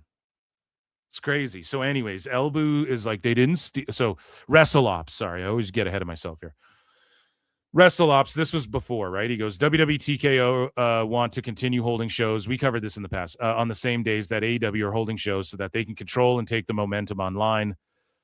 So listen, like WWE, listen what the fucking dirt sheets write about too. This is what's so crazy. Like, I come here on this show, I say this shit. There's no like, Phil Marks at Pro Wrestle Times said this fucking thing. And then all of a sudden, all the sheets are like, well, TKO's telling us that they want to control the narrative online. And that's what it is. It's just all about stealing the headline. I've been saying this for a fucking year, ever since they started going head to head. It's like, dude, the whole point is, and I always said, don't back down. Don't do your show earlier in the day. Why? Because then it doesn't matter if it's NXT. It doesn't matter if it's fucking Evolution. It doesn't matter if it's SmackDown. It's going to steal you're letting WWE steal the final headlines from you and the trends over the weekend. Like you gotta not. And then Dave Meltzer's like, oh, WWE's really learning their lesson by what? Trending all day when All In is on and no one gives a fuck after the main event. It's just over and it doesn't trend again until Dynamite's on the net. It's fucking, these people are stupid. So Ibou says that WWE didn't steal a single headline in 25. They didn't steal any of the momentum from AEW shows. All In wasn't immediately forgotten about, and everyone was talking about fucking Goldberg and how they quote unquote botched his retirement.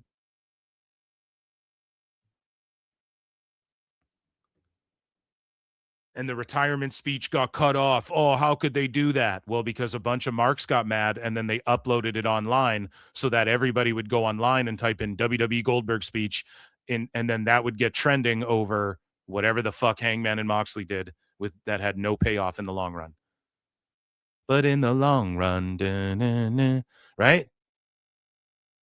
How are these guys? They didn't steal a headline. Yeah, they literally did with the Goldberg thing. They literally... It was like almost manufactured that way, even. That's how much they stole the fucking headline.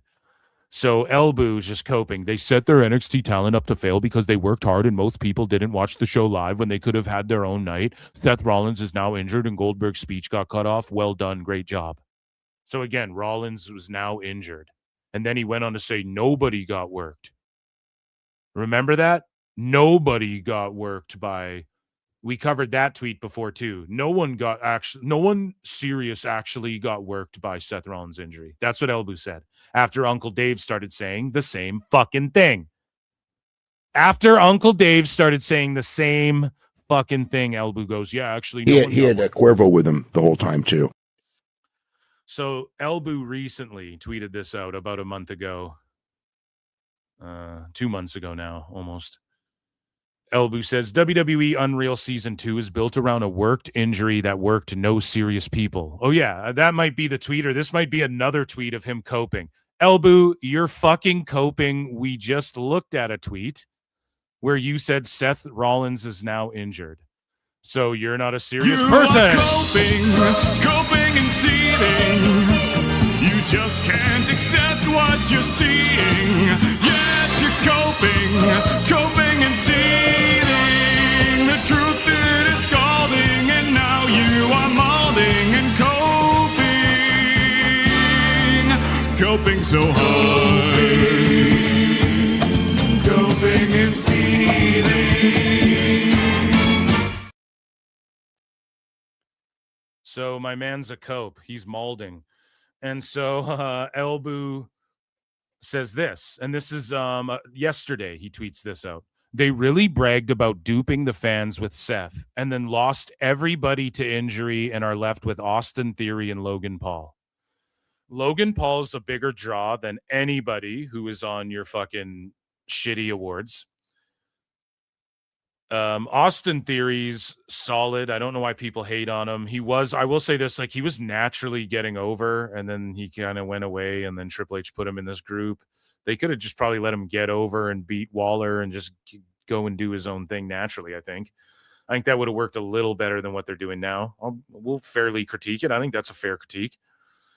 But left with Theory and Paul, well, that's not even a bad thing. And then they lost everybody to injury. So everybody you're talking about is literally Seth and literally Bronson. And that's 2 of the 5 members of the fucking Vision, or 6, maybe even 7, 6, 7, 6, 7, maybe 6 or 7 people in the group, if you want to count masked men and whatnot, and who's to be revealed. Everyone, okay, or just 2 people. And it's crazy because he's like, they really bragged about duping the fans. Yeah, buddy, it's a fucking reality show, and they're bragging about how they pulled off a work that worked you, that worked a bunch of people. Okay? I called it. I don't take pride in fucking, it's irritated me. Everyone's like, it didn't work anyone. It fucking worked everyone. Fucking worked everybody. Okay? You guys are just coping now because you didn't see it. And you hear that Phil saw it, and then it fucking pisses you off because I roast you clowns. I know what's going on. I see right through your shit.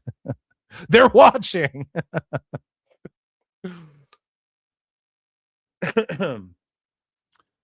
They look and see it's PWT.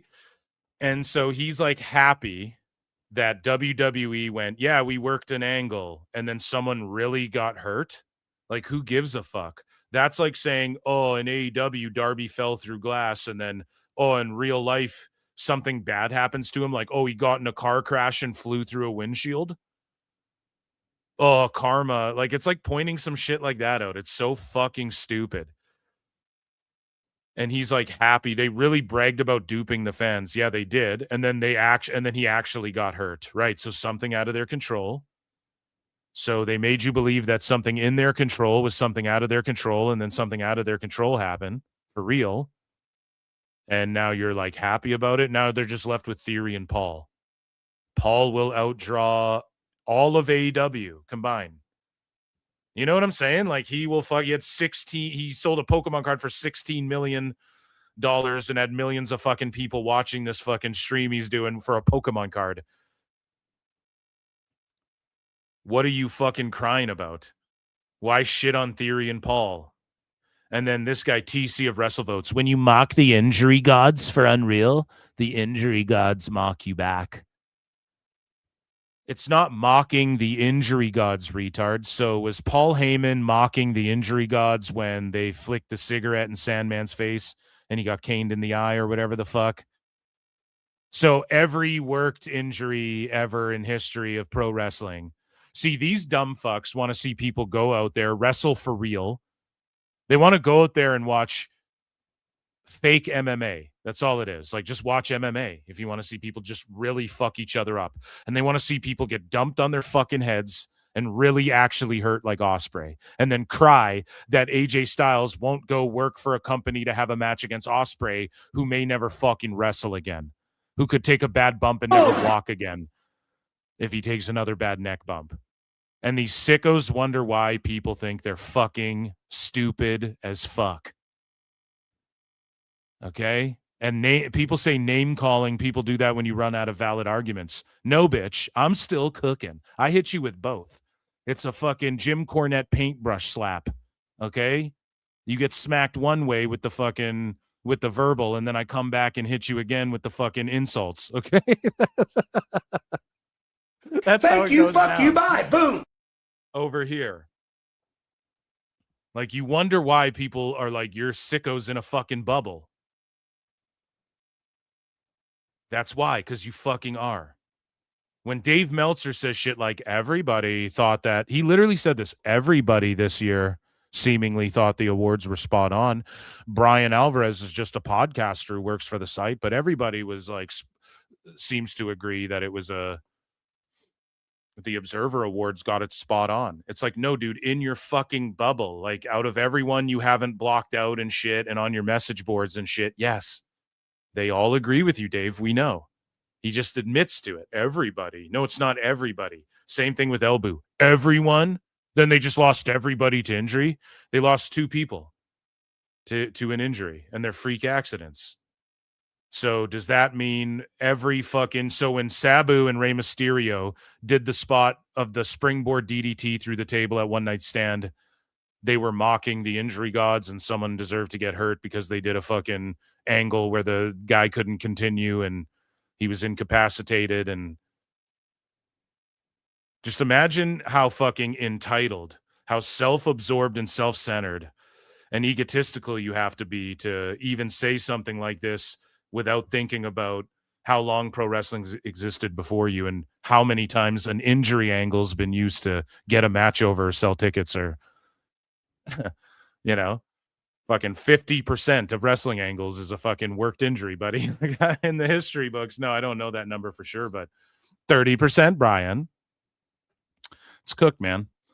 And yeah, Elboo's a goddamn fool. And that was, ladies and germs, the sicko segment. Thank you for hanging out with me. Thank you guys for hanging out with me. Round of applause. 250 watching across X and YouTube. Hit the like button on your way out. Leave a comment.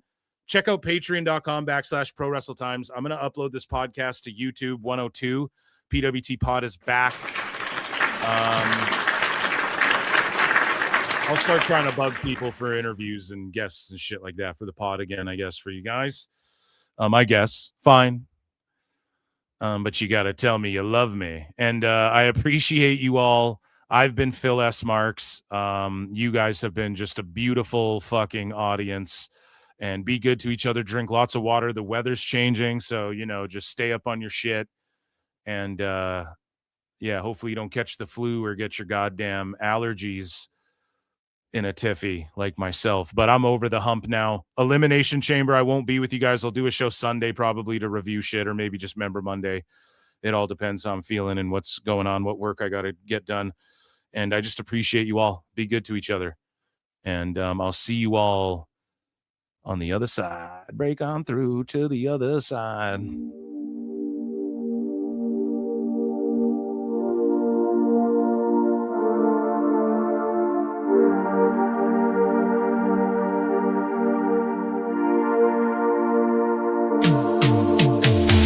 Every booking is golden, you see. Perfect cards crafted for you and me. Yeah, the best guys, Tony Khan, it's true.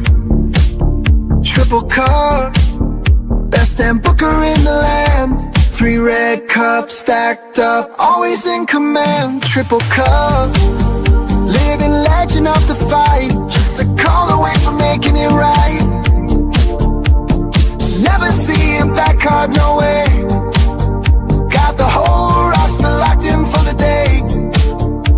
A Crimson Tower, modern art. Triple cup.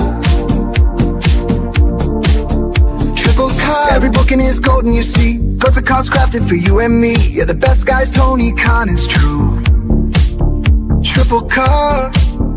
Best damn booker in the land. 3 red cups stacked up, always in command. Triple cup. Living legend of the fight. Just a call away from making it right. Never see him back hard, no way.